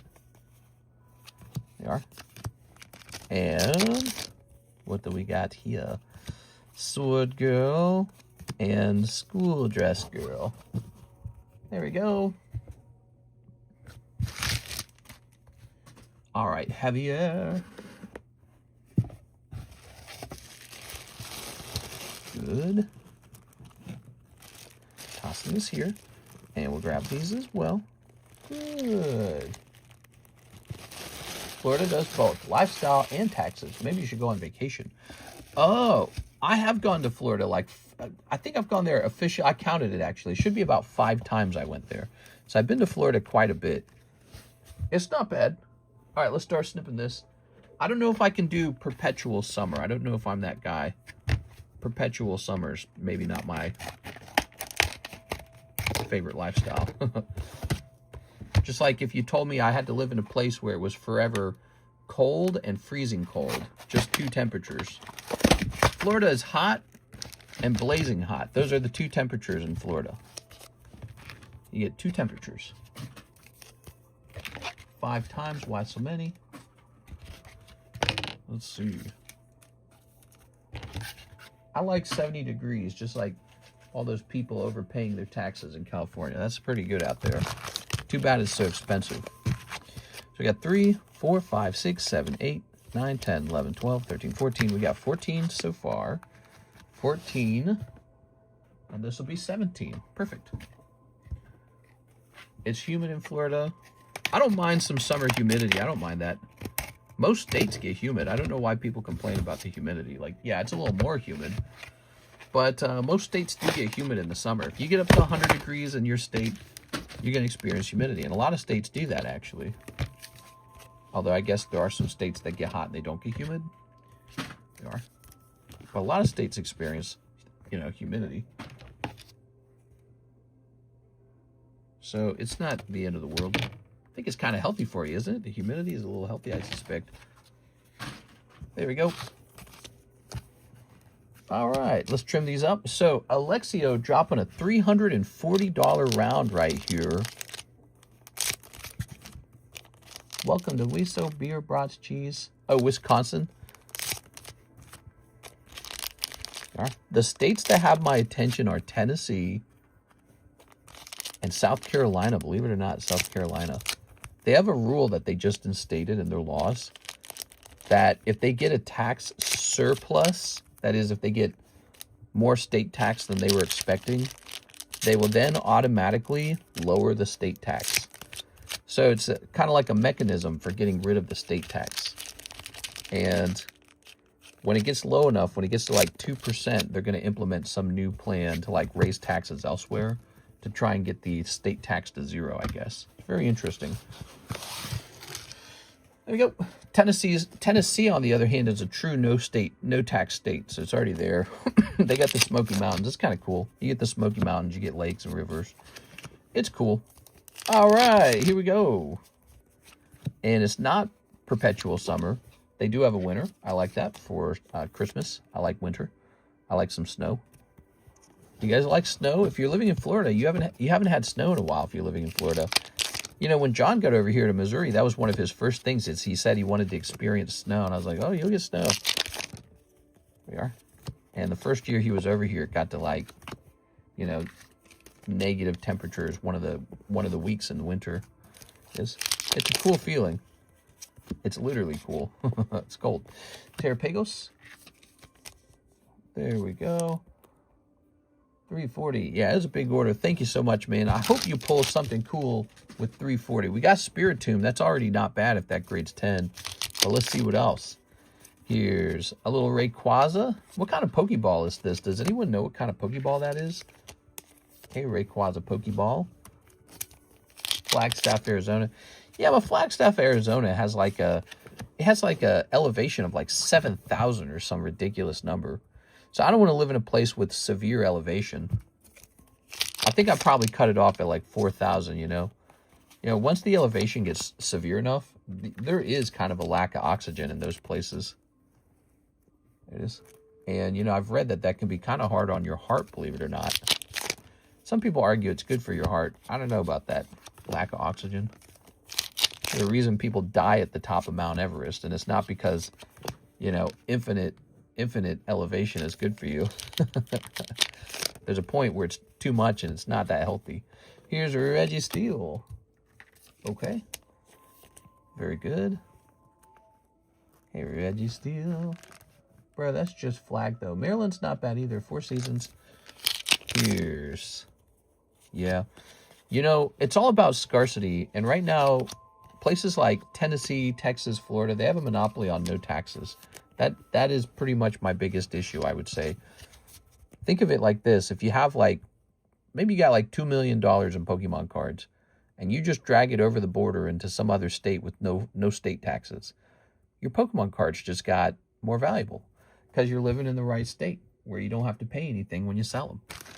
You don't owe the state. Like in Missouri, I'll owe Missouri 5% when they sell, which is already kind of low compared to some other states. But I'll owe Missouri 5% when they sell. I won't owe Tennessee anything. Tennessee will be like, good for you, bro.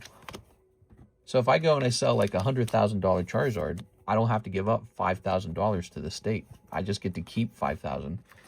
I don't know. Seems kind of like a good plan, doesn't it? If the quality of life isn't terrible. But that's the question is, what am I missing out on? I don't know. Here's Cinderace. Ooh, yeah. Could move to Colorado. Could actually go the opposite route and just say, oh, well, who cares about money? Go move to a place like California. Croconaw, Meowth, Honchcrow. And whoever wanted to make a lot of money, not me. Here's Carbink. Oops. Oh, yeah. Lovely Carbink. I told Karis, I said, if she can get a $300,000 a year software job, we'll go to California. Arizona has so many elevations. Maryland is also an aquatic state. Oregon income tax is ass. Yeah, Oregon's one of the higher ones, isn't it? They have no sales tax within the state. But I believe they have a higher income tax. All right, so no crazy luck. Just like I predicted, nobody pulled Gengar. That's not a surprise. He's hard to pull. Here's Carbink, Dracloak, Spiritomb, and Snorunt. So you did pull a nice Spiritomb. I actually think the Carbink looks really good too. And then Sprigatito. I don't know about that. But you do get these lovely Rayquazas. I think they're pretty serious business too, believe it or not. The Rayquazas are nothing to sneeze at, or whatever the word is. They're nothing to laugh at. They're nothing to huff at.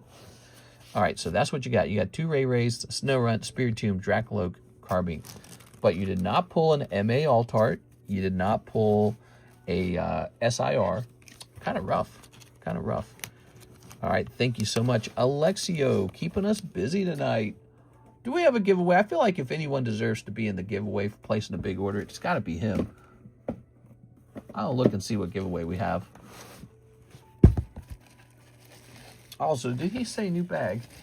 He didn't say new bag. Do you need a new bag, Mr. Alexio? I don't remember. No, you're in this AL Overflow, aren't you? Is that what's going on with you? I think you have an AL Overflow bag. Baby Yoda, mister. I didn't know Baby Yoda was in the set. What? She can get that working for government contracting in Maryland. That Carbink should be mine. That Carbink should have been mine. It should have. We are. All right. So here we have it.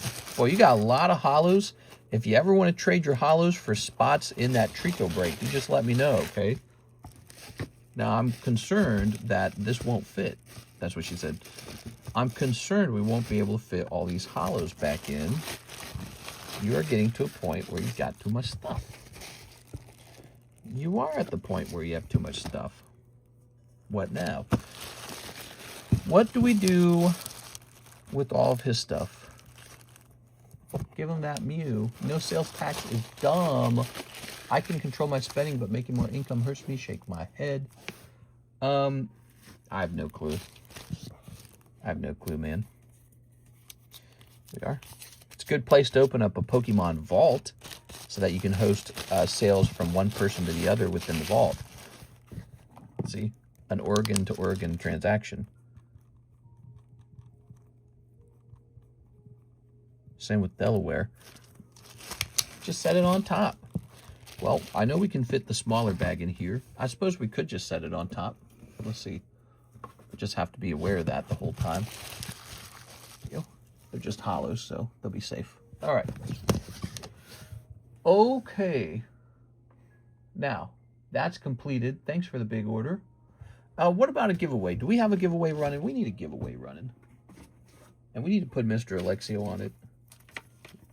I'm thinking we give away 1 Monkey D. Luffy. Could you even imagine? People go nuts for that. Let's do this one. This one's cool. So that's Team Rocket Rainbow Energy. It's a vintage card. And I don't know what it's worth. Probably like 60, 70 bucks. Yeah, I mean, if you crack this out of the holder and just put it in a binder, it's got value right there. But I don't know what it is. But it's one of the hollows from Team Rocket collection. So tonight, I'm the host of the giveaway. Hello, everyone. It's me, Mr. Generous. Yes, my name is Mark. How did you know?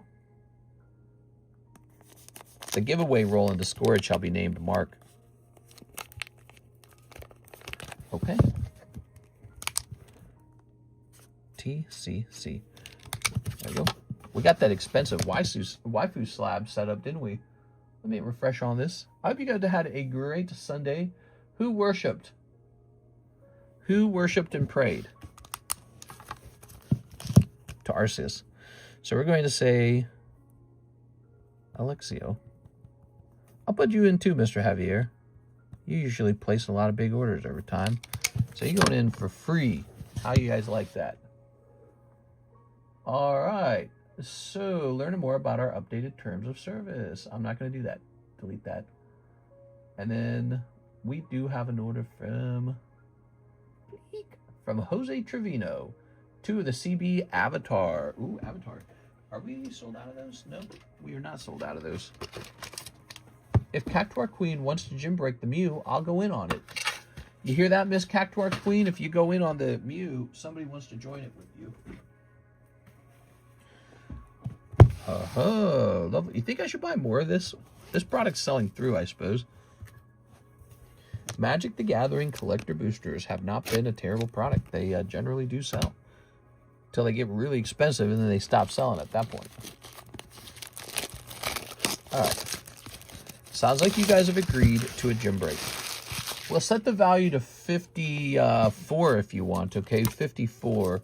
So that's 25 plus 2, 27 each. 27 each.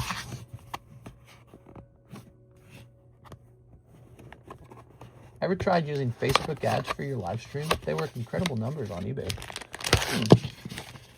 You know, I've never paid for actual advertising. I've always just allowed it to be organic. That's it. You know, like shout outs from you guys to your friends or someone you know who collects, who you think would have a good time on the stream. And then just people who run into us from our shorts. That's about it. So it's always been organic fully. But I don't know. I definitely have the money to pay for an ad. I could easily pay for an ad. Ready? Here goes. There we go. Here's this. Okay.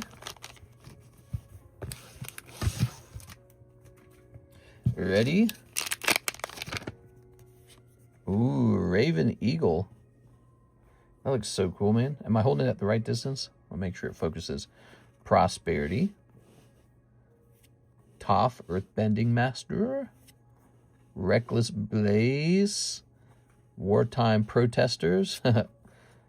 Hippies, you mean? Here's Dutiful Knowledge Seeker, Explosive Shot, Toucan Puffin, Hama the Bloodbender, Boomy, King of Three Trials, Enter the Avatar State, Platypus, How to Start a Riot, and Firebending Lesson. These are so cool. I love the way these look. Toph is a hit. Yeah? Nice. Yeah. Wartime Protesters. I guess we're still at war with Iran. I don't know. It sounded kind of like the argument is that within Iran, they can't really decide who's in charge.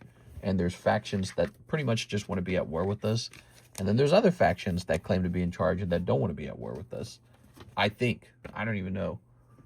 But I guess we're still shooting them. Terrible. Here's Prosperity and Raven Eagle. All right. Very good. Okay. Set that there. The nice cards that are neon. Let's set this like this. We're going to say Suki, Courageous Rescuer. Okay. Lifelong Friendship. Phoenix Fleet Airship. Tui and La Moon and Ocean. Azula, Cunning Usurper. Mountain. That's a great mountain card. Inspiring Call. Cloud Shift, Deer Dog. Bitterwork. Sparring Dummy. Ong, the Last Airbender. Kyoshi Village, Misty Palms, and Wandering Musicians. All right, there we have it. There we have it. Ooh, that's a cool looking card, man. Okay. Ow. These sleeves are sharp, man. I always like to crush the corners so that they don't stick to the bag. I like this mountain card. Just really cool looking. Caught my eye. Here's Azula, Cunning Lingus. Oh my god. Tui and La, Fishing Time. Oh yeah. Fried catfish. Throw this away. Here's Phoenix, Arizona. This. Here's Lifelong Situationship. Suki, Courageous Person. Go that way. Burritos are cheaper. Burritos are cheaper. What are you talking about? God, dude, I can't handle burritos. You know why I don't like burritos, Mr. A. Perez? I've never liked them. You know why I don't like burritos? I hate tortillas. I hate them. I hate tortillas to death, dude. It's like a worse kind of bread. It's just like doughy crap, dude. Like taco shells are fine. Tacos are great. But man, that floury ass tortillas, I've never enjoyed it no matter where I've eaten it. It's like eating literal paste. I don't like bread, by the way, and I don't eat a lot of pasta either. So this is just kind of a... Well, no, that's not true. I eat a lot of ramen noodles, but maybe it's just because I like the flavor of the ramen noodles. But man, I can't handle tortillas, man. Never liked them. Never liked them. It's like eating this extra thing with your food. Like the food inside of the burrito's fine. Like the beans, the rice, whatever your cut of meat is, whatever the sauces are. That's all fine. But man, the shell, the tortilla is so rough, man. All right. Somebody take Mr. to Mexico. I went to Mexico. I spent a week. I spent a week out there. They had tortillas too, but it's just like, it's like Play-Doh. It's like they took a ball of Play-Doh, rolled it out, and I don't even like naan either. That's why I don't like Indian cooking that much. They got like the naan. Yeah, I don't know, man. I think I'm not a bread fan. I'm not a bread fan. That's what it is. I can't stand bread. Bread in general. I think, how is flour even a food? It's just like a ground nut, isn't it? It's a ground nut or seed or something like that. And then they add water and they're like, you got to eat this now. Like, what are you talking about, bro? Give me some real food. And it's, bread's okay. Yeah, bread's just okay. It's terrible, man. I sent for the Cactua Queen. Mr. needs to find a good tortillas. So I thought maybe that was the deal too, Mr. A. Perez. So I've tried a whole bunch of different tortilla brands. They're all bad. I just don't like them. But it's like when I eat it, it's like my body knows it's not real food. It goes, what are you eating? Like, this is pointless. Whatever it is you're eating is just junk. Jose Trevino, I've never liked them. Oops. You want to know where I don't like eating out at? I don't like going to pasta houses with the Mamma Mia, because they serve, you know what else isn't food? Noodles with like, I don't know, like tomatoes on it. Like, that's not food. I swear to God, flour, if you think of flour, try taking flour, remove all the crap, right? Remove all the stuff. Remove all the salt, remove all the sauce. No more dipping sauce for your garlic naan. Take it all away. And then remove the water from it too. Just take a big scoop of flour and put it in your mouth. How you like it? It's just crap. It's not food. Take a big scoop of flour and eat it. It's horrible. I'll never understand it. I try bread. I don't eat bread. You can ask Carrots. I don't eat bread. She has a big loaf of bread on the table all the time. I don't like it. I don't touch it. Terrible stuff. Ever had fresh sourdough? So I've tried, listen, I don't have like an artisanal bread shop like in New York City or something, okay? But we got Panera bread. There's, you go to different grocery stores, they got like their bakery where they do fresh loaves. I've tried all that. It's all the same. It's just, it's the concept of flour itself. That's the basic ingredient. And I'm just not a flour guy. I just can't do it. I just can't do it. It's terrible. It's so hard to eat. It's just sort of like eating paste, or I compare it to Play-Doh, because it is Play-Doh. That's what it is. You could add water to it and play with it like it is Play-Doh. All right, let's see. By the way, and I'll point this out, by the way, taco shells, no problem at all. Those are fine. Crunchy chips, those are no problem. Nachos. But yeah, just some about the tortillas drives me nuts, man. It's just not, I can't eat it. If I get a burrito, you know the very first thing I do is open the burrito so I can get all the food out. So here's Javier. What's up, Mr. Mew Gym Break? All right, you got it. The Mew Gym Break. Now, wait a second. You sent in 40. Oh, you also want a GA Bunko. You got it. You got it. Here it is. I'm zoning out. It's literally the thing humans have eaten the most since the agricultural revolution. Is it? I thought that they had very different ingredients back then. I'm not so sure the tortillas we have today are like what they used to eat. Same with the bread. They used to eat very different bread back then too. All right, you ready? All right. You know what else I'm not a huge fan of? Potatoes. I don't understand how people eat so many potatoes either. Potatoes and tortillas might as well be the same thing. They're just like paste. There we are. Javier. We got a lovely redhead girl on a scooter. She seems unconcerned with her safety. No helmet needed for her. And a girl holding like a slime, and she's got little horns. There you go.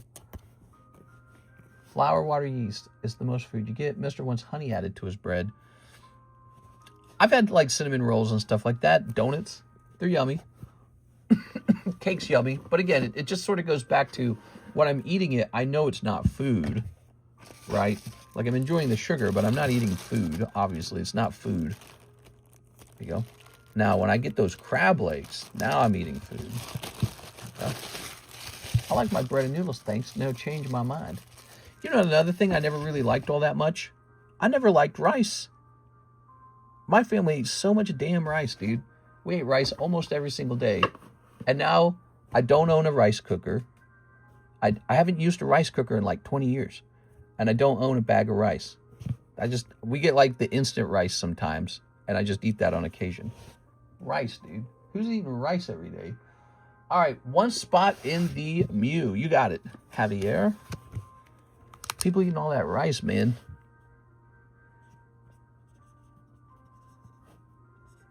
It's too much.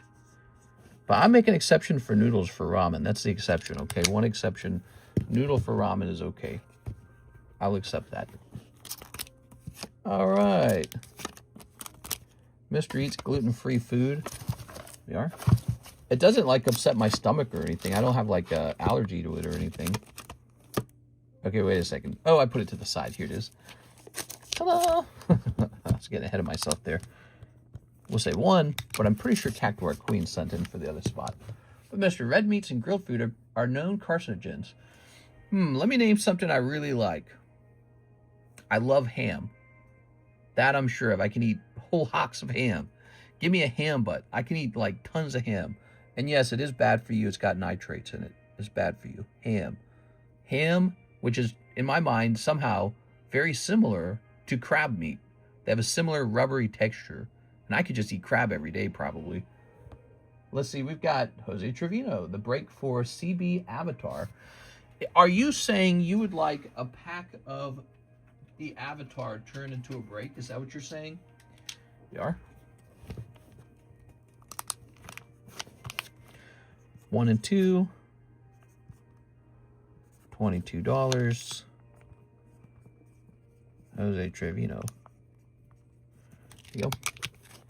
I can eat a whole hock of ham. Oh, yeah. Pigs eat anything and are unclean. The Bible says so. Yeah? Well, I'm Muslim. Wait, they don't eat ham either. Which of the groups eats ham? You know what? I'm into Shintoism. They eat plenty of ham in Asia. There you go. My God's better than your God. All right, so we have the CB Avatar. Just swapping religions like I'm trading Pokemon cards. Which one allows me to do the thing that I already like to do? Oh, that's the thing I am. All right, so we got click, Miss Cactuar Queen. She wants $4 Japanese Scarlet Violet boosters ×3, and then the gym break Mew. All right, so you want some Scarlet Violet base set, you say? Well, I can eat tortillas. I can eat rice, obviously. I can eat noodles. It's not that good, man. It's never been good. There we go. Very nice. My Bible reads different. Screaming in the air, Mr. Rice is probably the most eaten food in the entire world. Oh, yeah, definitely. Yeah, rice is, that one's consumed a lot. Yeah, rice. There you go. You ready? When I was a kid, we had it with every meal. Every single meal had rice, I swear to God. There was exceptions, maybe like breakfast, right? Oh, that's another thing I hate. Pancakes. Who's eating pancakes? It's made out of flour. That's what it is. I hate it. A pancake's like a sweet tortilla. It's like a sweet, fat tortilla. It's all made out of the same main ingredient. I must hate flour. That's got to be it. I don't like it. I feel like I'm eating Play-Doh when I eat it. And it almost feels like when it hits my stomach, it's like my stomach's telling me something. It's like it's saying, what am I supposed to do with this crap? That's what it feels like. Like it's not really food. Like if you could eat glue, which I don't recommend. Like if you could eat glue and it has no nutritional value. That's what flour feels like when I eat it. I don't feel good after I eat it. I don't feel energetic after I eat it. It fills me up, but I don't feel like I've eaten enough. I feel like I need to eat something else. Yes, never liked it. What is this ad blocker? Throw this away. So you feel full on a tortilla, but then you need to go eat another tortilla. And then you need to go eat another tortilla. And then you need to go get another tortilla. Boy, if I could just get more tortillas. You are no super crazy snipe. You got a little oinkaloni here, though. I bet that makes an excellent hock of ham. Ooh. I'm going to have some pig snout tonight. I feel great after eating sweet potatoes. They're not bad. There you go. Actually, you know, something I really do enjoy, lettuce. Do you guys eat a lot of lettuce? When I was a kid, I used to eat huge amounts of lettuce, and I'm an adult now, and I still love it. The lettuce is amazing. I think they eat that in Korean cultures. Don't they do that? So, and maybe Chinese as well. So they like to have like a little fresh leaf of lettuce, and then they'll put like, I don't know, like beef or something into it, wrap it up, and they'll dip that into like a spicy sauce. That's good with me. I like that a lot.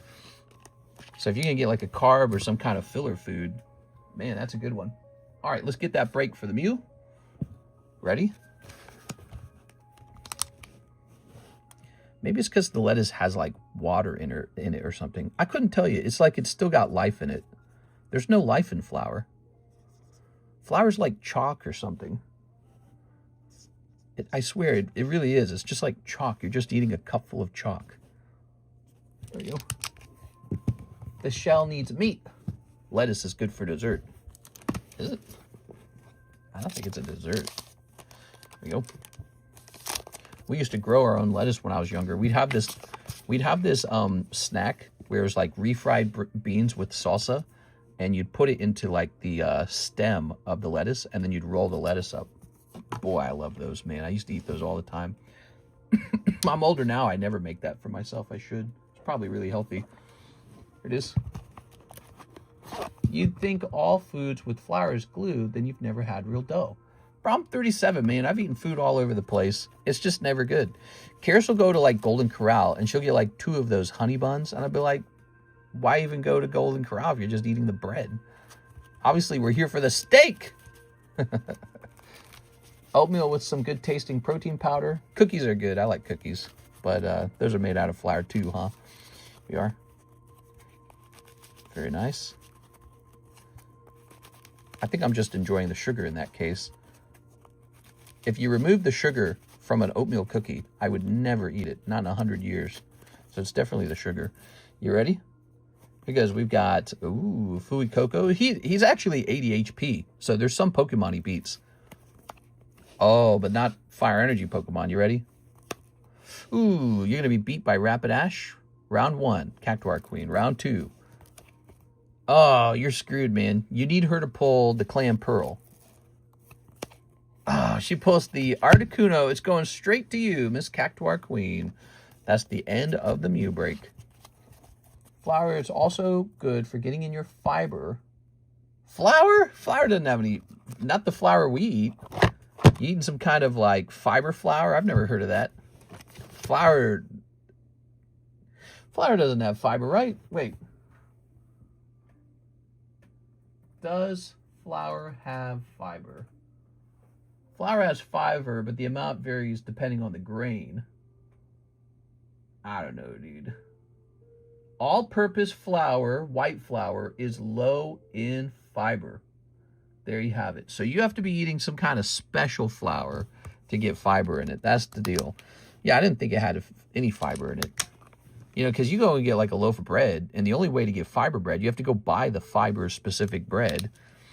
And then even then, it's not like a lot of fiber. You know, it's like it's some fiber. Here we are. Ooh, yeah. All right.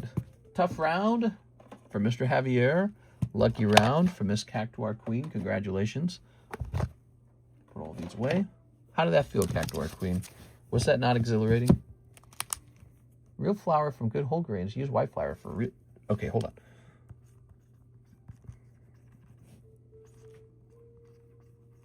There we go.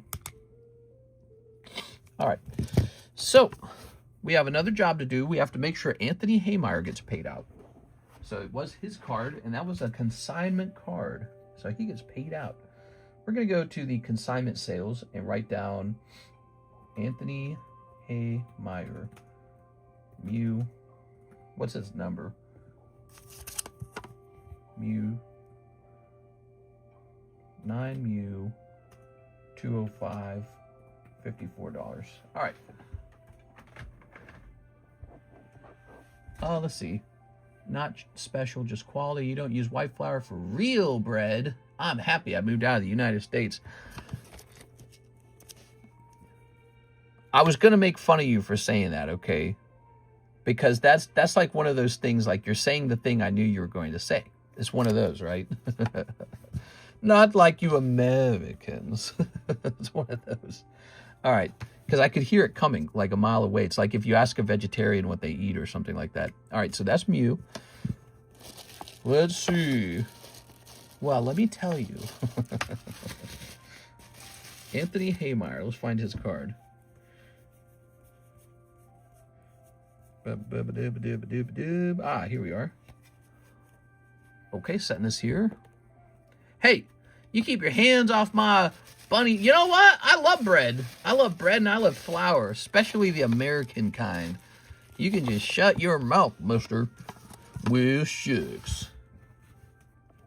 You can't comprehend bunny bread. All right. Let me try. No, it's a nightmare, isn't it? All right. This is not bread. This is cake. So the payout will be $41. Okay. I dropped my croissant.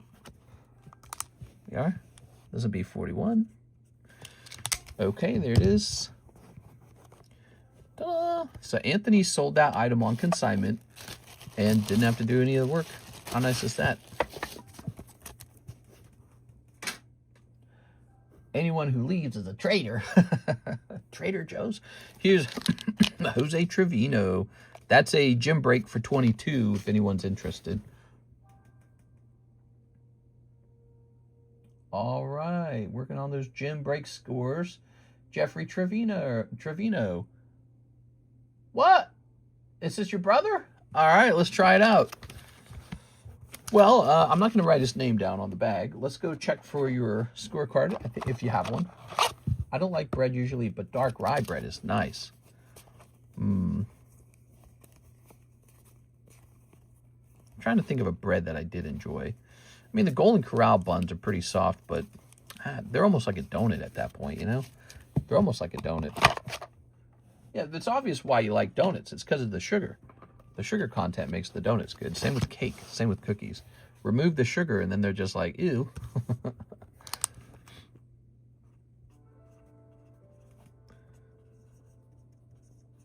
All right.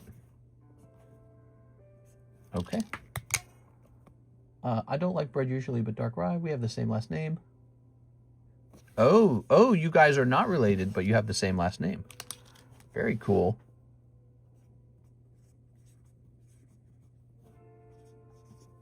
I think I spelled that right. Yeah, okay.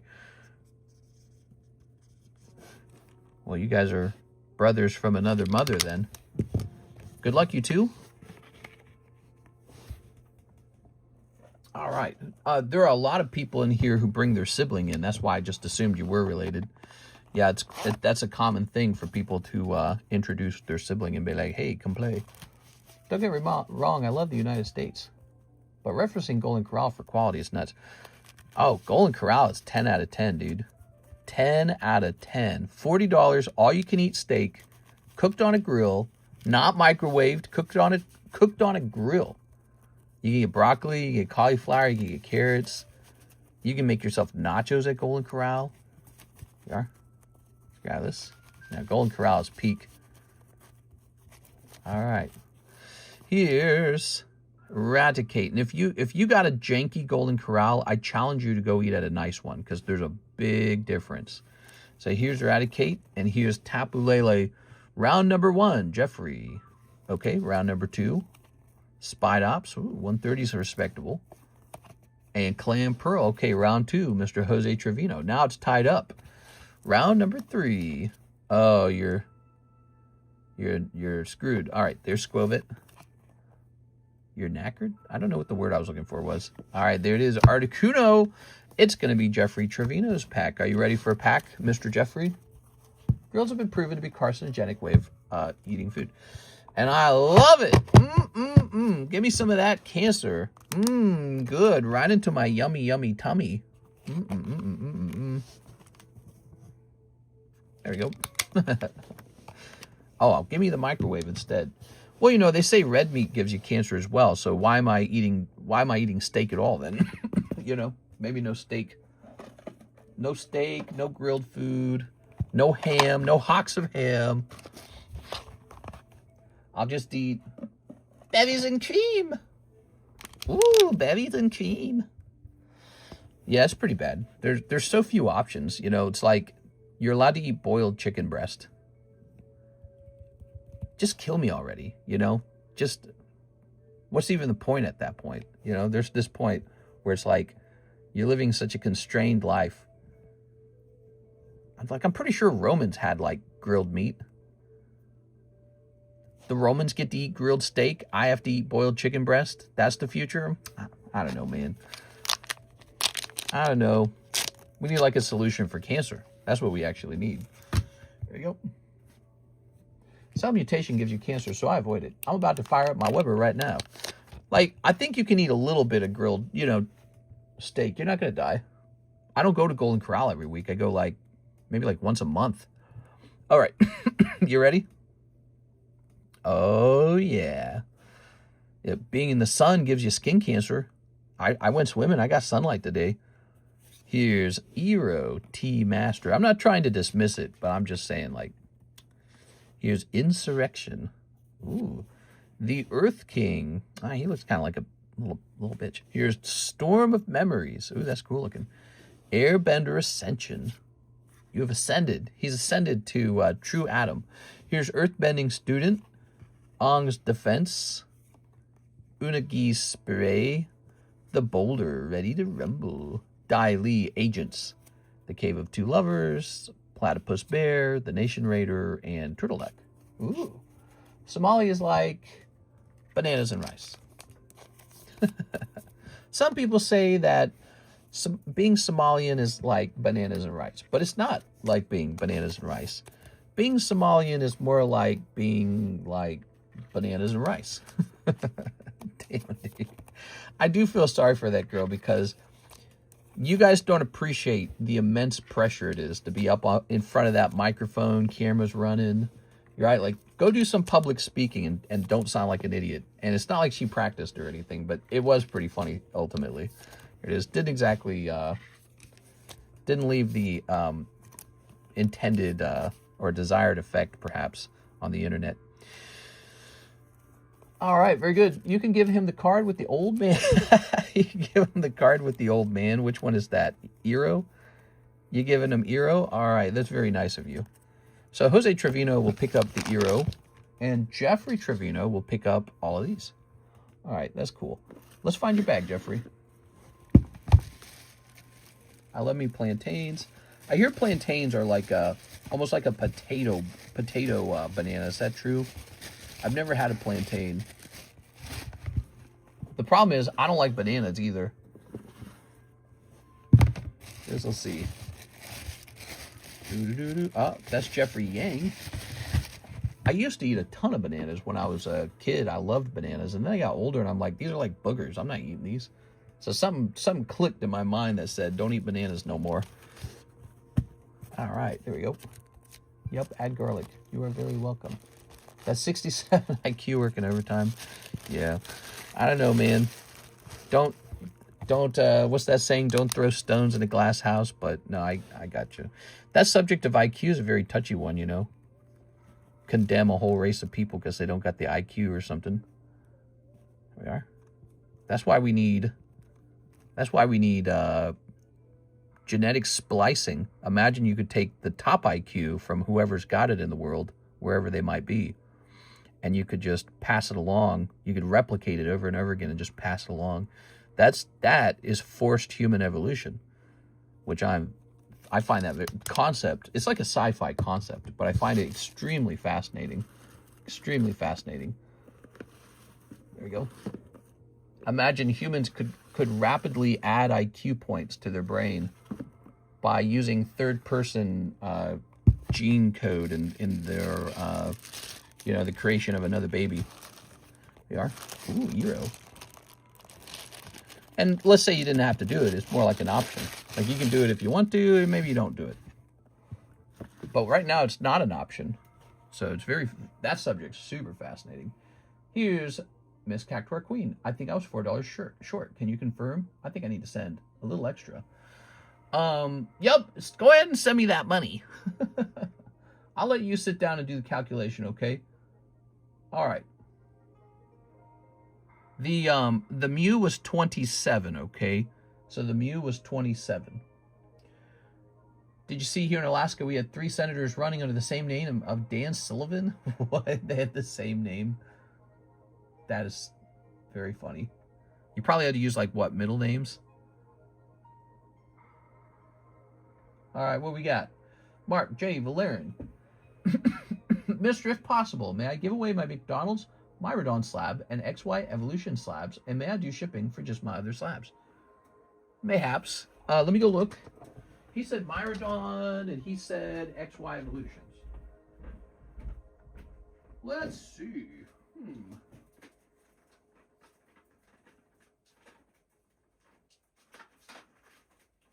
Is it still up here? Hold on. It looks like it is still up here.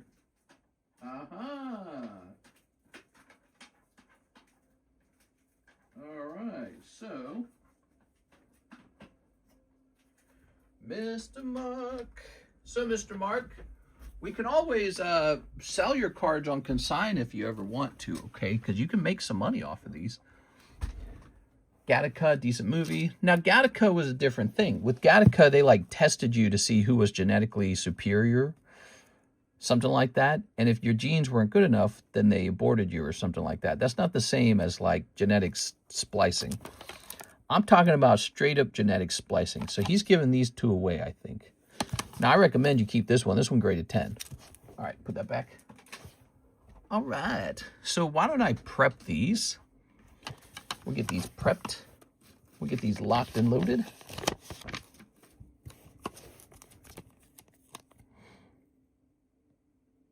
I just want to say this. You know, when you play a video game, one of the very first things they let you do in a video game is choose your class, choose your hairstyle, choose your eye color, choose your height, choose your muscles.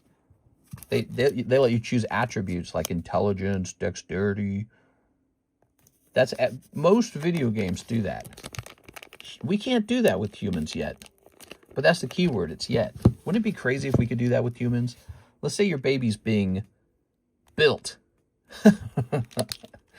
And you can use donor genes to make small changes to your kid. So that your kid's like, you know, your kid's still 99% you, but maybe they got like a specific gene swapped out. Like, hey, see this gene? It causes autism. We can swap this out with the third person's gene, and then your kid won't have autism. It's like, well, I want that. That's what I want.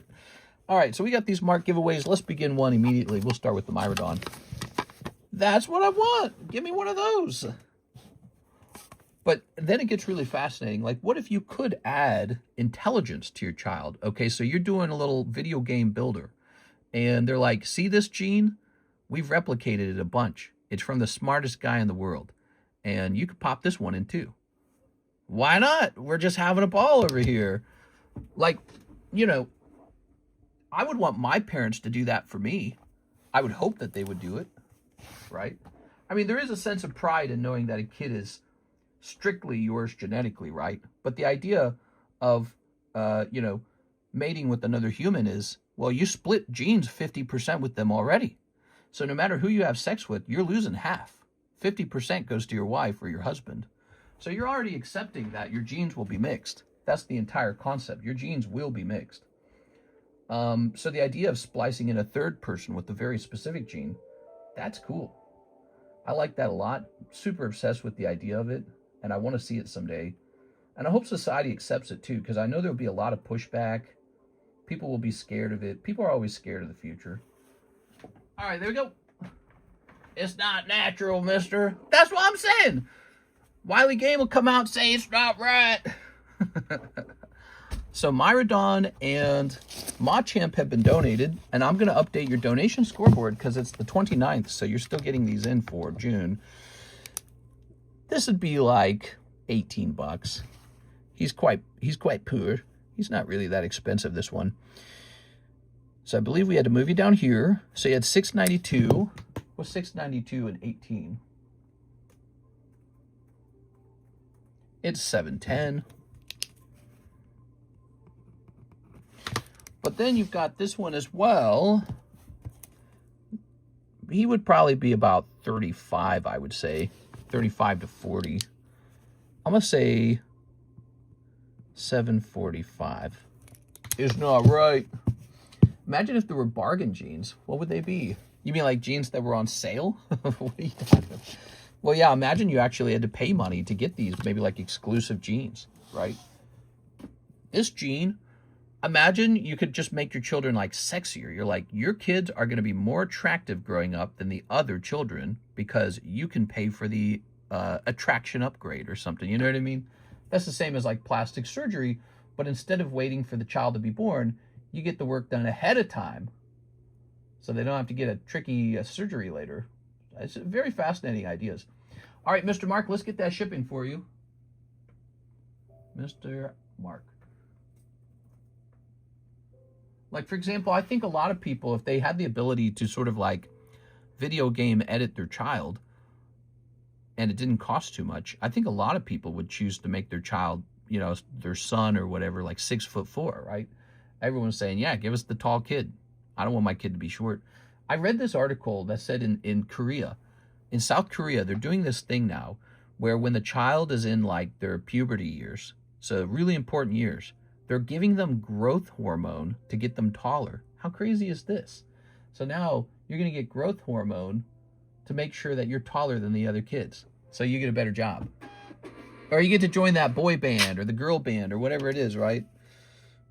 Crazy stuff, man. But the things you do to compete in society so that you're not, you know, stuck in the lower class. I don't want to be stuck in the low class. But the stuff you do is just so outrageous. And yet that's not going to go away probably. It's probably going to get more enhanced. Probably going to get more crazy. And that's one area that I just think is so interesting. Now, did you only want the slabs shipped, Mark? I think he just wanted the slabs shipped. Just my other slabs. Okay, just his slabs. You got it, man. Just the slabs. What's a movie that made you cry? Teary-eyed movie, huh? Maybe name a couple. I'll tell you if it made me sad or not. You know what does kind of catch me? Like ones that have really good military stuff. So those are, you know, it like, there's a sense of like, well, I don't know how to describe it. It's not wonder. It's sort of like importance or something like that. The Titanic, hell no. Hell no. Titanic's a great example of a movie that would never make me cry. I'd be like, phooey to them, dude. Here's David Moray's 2 Trump packs and 1 Merlin pack. So you get like a big military show, and let's say they have like a really good scene where the military's like marching in formation or something like that, and it just looks really good. That's a good one. I don't cry, but, you know, I feel my eye ducts. All right, let's see. Mine was Schindler's List. Ooh, yeah, it actually has a pretty strong ending. Yeah, it's relatable too, you know, because I was always a money-minded person. So at the end, when Schindler's like, could I have sold this gold thing and gotten another person? I was like, oh, this. It's pretty interesting seeing him sort of realize the importance of it all. So that's a good one. But I can tell you, I didn't cry at the end of that movie. Here it is. Ooh. But no, that's a good one. That's a good one, definitely. Here you are. Very good. Pretty good movie, not gonna lie. Very nice. All right, what we got? We got Pikachu, Clefable, Rahorn, Metapod, ooh, Raichu, and Sandshrew. Ooh. Crying over military marching just before they go off to kill the enemy. That's right. It's a pretty amazing thing. If you're going off to go kill the enemy, it's kind of moving. I couldn't, you know, it's like a proud thing almost. It's like, here we go, you know, like we're starting the real game up with real stakes involved. So that's, I wouldn't say I really cried over something like that, but you know, yeah, I get all fuzzy over that one. That one's a good one. Are you ready? Here's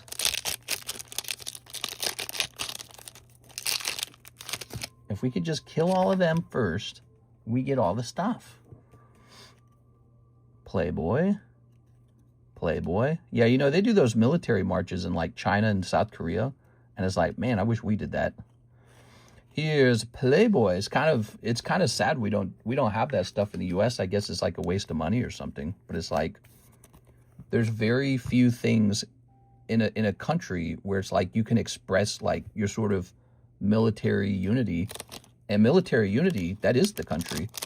That's your ability to affect the rest of the world, defend yourself, and establish yourself. So you have to have it. It's sort of like an agreement between it's like an agreement between the people to fight and defend an idea. So no, those are surprisingly pretty important to me. We just don't do it. I don't know if it's because we're too smart. We're too like, no, we don't need war. I don't know why we don't care more about those things. Here's Playboy. Here's Playboy. Here's Playboy. Here's Playboy. And here's Playboy. Into My Arms by Nick Cave. I've never heard of that. Mulan was one of your favorites. No, Mulan, like the Disney movie? You are? All right. Very nice. Okay. I'll know it if I see it. I'll know, you know, I'll know it if I see it. But anytime you've got like a whole military and they're just about to go off to war, that's real good stuff. Here's David Morris. Doesn't matter if they're good guys or the bad guys. It doesn't really matter. It just matters that they're organized. Really, really organized. Everything's where it's meant to be. It's all where it's supposed to be. Everything's in its correct place. Huge military operation. Everybody acting in unison. That's amazing. You know, it's so hard to accomplish something like that. And it's sort of like, it's like a beehive expression almost. But it's like, if you can't do that as a country, you aren't a country.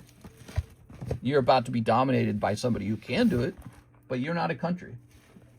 Somebody who can do it's going to beat you. And so those are really important, and we don't care about that kind of stuff. I think we roll our eyes at it or something. Here's Jose Trevino, 10 Pokey Shuffles. All right, you got it? 10 Pokey Shuffles. Ready? All right. Karis liked Mulan, by the way. That's one of her favorite Disney movies. I think one of my favorite Disney movies was Robin Hood. But you know, it's interesting we're talking about this. Robin Hood's kind of a similar idea. The idea of Robin Hood is he's got his merry men, right? That's an organization. So it's impressive when you can pull an organization together. 1, 2, 3, 4, 5, 6, 7, 8, 9, 10, 11. King Arthur, that was another one. I was a big fan of the King Arthur books, if you read those. But it was the same idea. Here's these guys, they're going to form a group, and then they're going to go kill the people who are against them. And think about how that's literally the existence of a society. You have to have that first, or you don't have a society. You have a group that's about to be invaded, but you don't really have a society. All right, so you've pulled melodic. That sounds promising. What else do we have? We also have, just melodic. You'd be all quiet on the Western Front. I saw clips of that. I never truly watched that, but I've seen scenes of it. It's a really interesting movie because what I read about it was that the goal of the director was to show how meaningless and pointless the war is. Now, I do care about that kind of stuff because I agree with those concepts. No one has to be anyone's enemy. We don't have to go to war with each other. We just don't have to. But we are going to, right? Like, it's just going to happen. It's almost antithetical, is that the right word? To evolution. The concept of evolution is that you have a selfish gene and it's, you know, it's trying to propel itself, it's trying to replicate itself, you're going to have, even if everyone says, no, let's lay our guns down, everything's for everybody, like a hippie commune, right? That works for a little while until a selfish guy stands up and says, good, I want all your stuff then. So it works for a little while, and then a guy with ambition comes around, and he says, I'm going to kill all you hippies and take all your stuff now. So this is why you have to have a military. It just doesn't work, the idea that we're all going to be at peace. So, you know, the director for, you know, All's Whatever on the Western Front, All's Quiet on the Western Front, he's trying to show the pointlessness of war. For me, it's more like the inevitability of war. You're going to have it. Somebody's going to get ambitious. Even if you convince a whole bunch of people around you, hey, let's all put our guns away. Let's just be friends. We just be friends. We can just do business. You know, we can kiss each other. It'll be great. Even if you convince a lot of guys to do that, somebody's going to get ambitious, and they're going to say, no, that's not good enough. I don't want to be your pal. I want to kill you and have all your stuff. That's what I really want. I want your Holy Land. I want your whatever, your women. I want your gold. I want your land. So it doesn't really work that way. Evolution pushes us toward competition. Look at that. Ooh, one melodic. Now, this was originally 40, but it's been re-rolled a lot. You can re-roll it too for $20. What are you thinking? I used to talk like how Danny Trejo talked Moke and Pigeon in 41st Dates. What? Adam Sandler's Good, Defiance is Another, 500 Days of Summer. But so, yeah, so when you have a military, you're able to push other countries around or protect yourself from somebody who would push you around. So when you see those big groups marching together in perfect unison, all their weapons are perfect, all their uniforms are perfect, the tanks are perfect, you've got all the latest technology. That's literally your expression of a society. Without it, you aren't a society. You just aren't. You'll be defeated. You'll be defeated by whoever's able to do that. And we don't like to talk about it or think about it that way. Keep it. Oh, yeah, Melodic's got a home, going to Mr. Jose Trevino. So I find that stuff, that kind of stuff gives me the goosebumps, you know what I mean? It's really cool. It's not just cool, it's meaningful, you know? It's meaningful. And I think in America, we try to be like above all that. I think that's how we try to think, like, we're going to have world peace. It's going to be super awesome. I don't really believe we're going to have world peace. So here's Mark. Why don't you type his name in, guys? We want to do a giveaway with Mr. Mark. I wouldn't mind world peace either. By the way, I have a brain that has a capacity for idealism. So, like, I like idealism. It's very clever. It's like, yeah, we could just all be besties. You know, I'll smooch you, you smooch me. We'll slap each other's butts. It'll be so nice. But it's like it just never truly ends that way. In the end, we have a finite resource somewhere. Maybe we can't all have the sexy wife, or we can't all live on the beaches of California, you know, something like that. So a war begins, and that war gets expressed in all kinds of ways, like raising taxes, or even it's like, well, if I can't beat you in one way, I'll beat you in another way. I'll organize and we'll raise taxes on you. And the world looks increasingly like that. Like, wars aren't fought as much violently. They're not as barbaric. Like, we're not using mustard gas on each other. But sometimes it looks like one country buys out another country's ability to sell parking tickets. You know, it's a business war instead of like who gets to own what. It's a legal war. So, you know, it's a war of ideas. There's no orders in the queue. Send in an order if you want to keep having some fun. Mr. wants the Chan to keep best caricature for real. I like peanut butter Reese's Cups with my Spam, egg, and rice. You having a little breakfast there? That sounds nice, man. Hey, you're not allowed to eat that Spam. That's got nitrites in it. You're going to die. Mr. talking about touching butts. I mean, yeah, Apocalypse Now, another great one in that vein. Yeah, that was a great movie. I get clips of that on my shorts feed because there's so many clippable moments. And I love how that movie ends. I haven't seen it in forever, but I still remember how it ends. Horrible battle between this guy who's been attacked by the Aztecs or whatever, right? And they're racing around, and there's a whole deep story for them. And then he sees through the break in the trees, the Spanish have landed. And it's like, here's the next war. You know, it's like, it's never ending almost, you know what I mean? But for me, it's human evolution is what it is, right? So somebody is born with ambition, and the ambition will push you to try and have more resources. And then when you have more resources, you're going to have more bitches. And then when you have more bitches, you have more babies. So that's basically it. That's all it's ever been. And if we were to disable that in the human brain, whatever that is, ambition, the desire to evolve, problem solved? I mean, have we solved that in humans? Is that like a good thing? Or do humans have like a colony collapse, right? Like if you don't have something strict within your genetic code that's saying, get back to work, and saying, get back to improving, and go have 100 babies, you idiot. If you don't have that in the human gene code anymore, do humans collapse? I think they could. Unless maybe, I don't know, we're in this weird future where like robots are managing us or something, like we're puppies or something. I don't know. But I think humans have to have that because that's where we came from. We are the monkey that stood up and got a bigger prefrontal cortex because of that, apparently. And without that push to go forward, to compete, I think you collapse. Because to turn that off, I think, is to turn off human ambition, human competition. Which some people want that. They don't want dangerous men. They don't want, oh, these guys are dangerous. They hate men who are like at the age that they can fight a war because those men can go express power. So, you know, they want to turn that off. They don't want you to think that way. They don't want you to want freedom. They don't want you to have ambition. They just want you to go, I don't know, do some goofy ass job and be profitable for the shareholder and then pay your taxes. And so again, you know, when you go back to like the things that really give me the goosebumps, it's like when I say something like maybe military marching, maybe it sounds cringe at first, but it's not that cringe to me. You know, it's like a really important thing that humans do, and it's like the pride of your society, sort of. It's sort of like, this is the best of us to be able to do this, to be able to pull this off.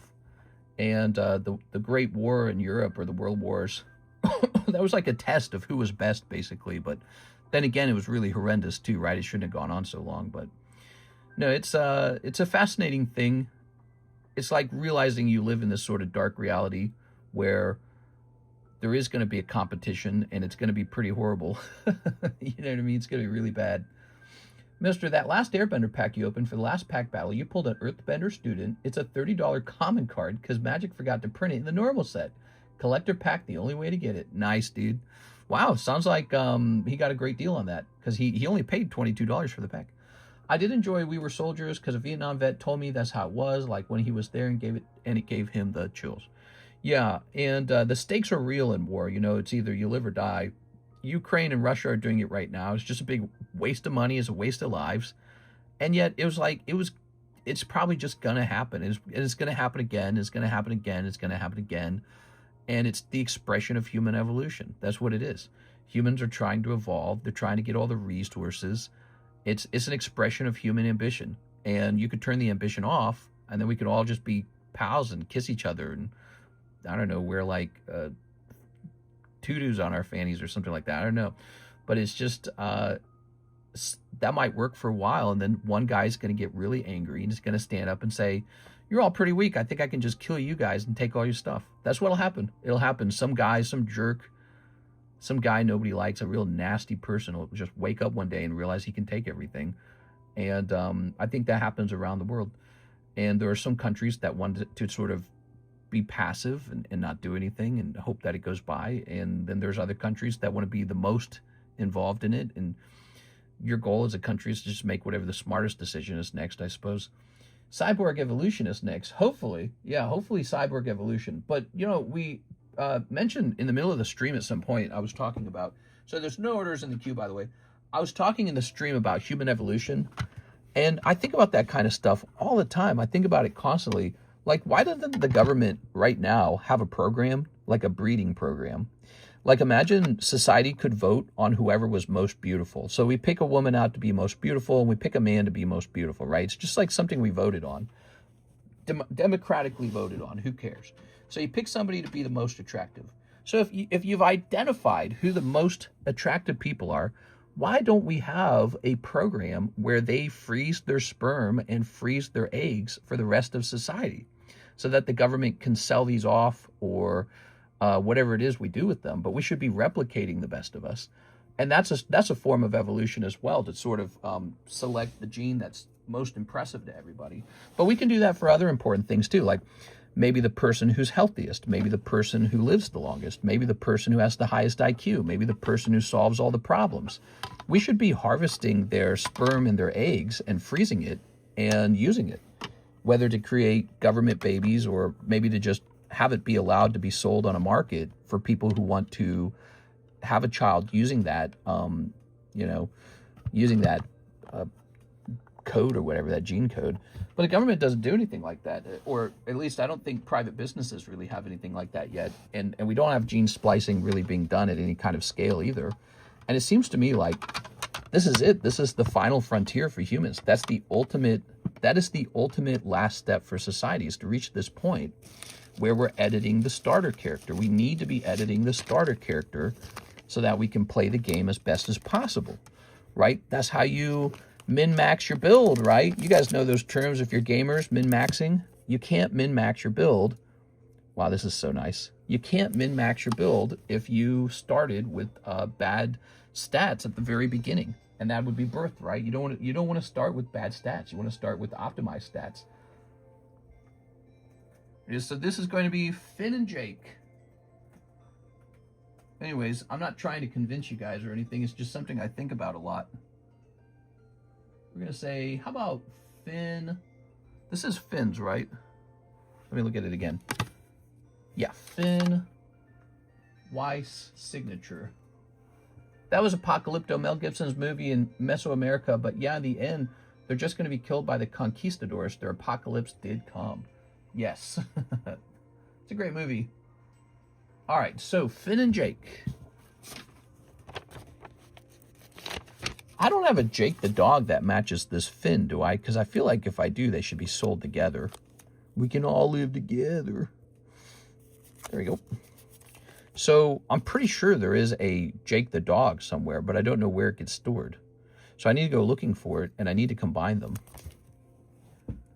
All right, we'll put a price tag on that at that point. Gasp, Curse of the Dragon Slab. They will be soulless. It's literally being done, mister. Just money. It's not enough genetic variance is the problem. That could probably be solved pretty easily. You could take like a top 100 hottest people in society. Top 100. But I see what your problem is. But, you know, this would just contribute to a number of people who would move on to using that genetic code to have children. So it's not like all of America would be using that same genetic code. You just see them having more children than average. Maybe in the end, they would have about 100 children. Meanwhile, the hottest people in America have almost no children. Like they just adopt or something. They're like, I'll just adopt 2 kids from Africa. So they just like adopt 2 kids and have no children at all. And it's like, bro, you've been voted the hottest. We need to get more of you. We need to get more of you in society right away. We need to be, you know, like folding in those genes over and over again. And that's a competition. It's a competition to do that. And if you don't do it, another country will do it. And that country will be better looking than you. They'll be smarter than you. They'll be taller than you. They'll be more athletic than you. And as of right now, we just allow it to happen de facto. We allow sort of like the, kind of like the free market of the dating to occur. But I don't think that that's smart. I think that you should actually have a systematic way to spread, you know, genes that people literally want. Okay, let's see. Like I said, like, so it could be like a sperm bank or maybe like an egg bank. And you can go there and select it if you're interested in that. There we go. Let's see. Ta-da! All right. Okay. Here's Avizor. Yeah, optimizing the human gene code is probably one of the most important steps we'll take in the future, because at that point you are tampering with the human itself. We're always trying to improve human life, right? But we always work on the outside of the human body. We're always working on like better televisions, better internet, better apps, better whatever. Now we're building robots. But what about the human robot? We got to improve the human itself. And really, if you think about it, the fastest way to improve the human is to work on their genes. Mark says, woo, woo, woo. Was that a microaggression, bro? What? We're going to say poker playing. What a microaggression, Ivizor. Are you PC principal? All right, let's see. That a microaggression, bro? All right, looks like this card's 150. Thank God we allow Mister to do his things. Yes. What? I think if I could go to school again and start all over again, maybe instead of computer science, I would have gone literally just for like whatever they do with genes.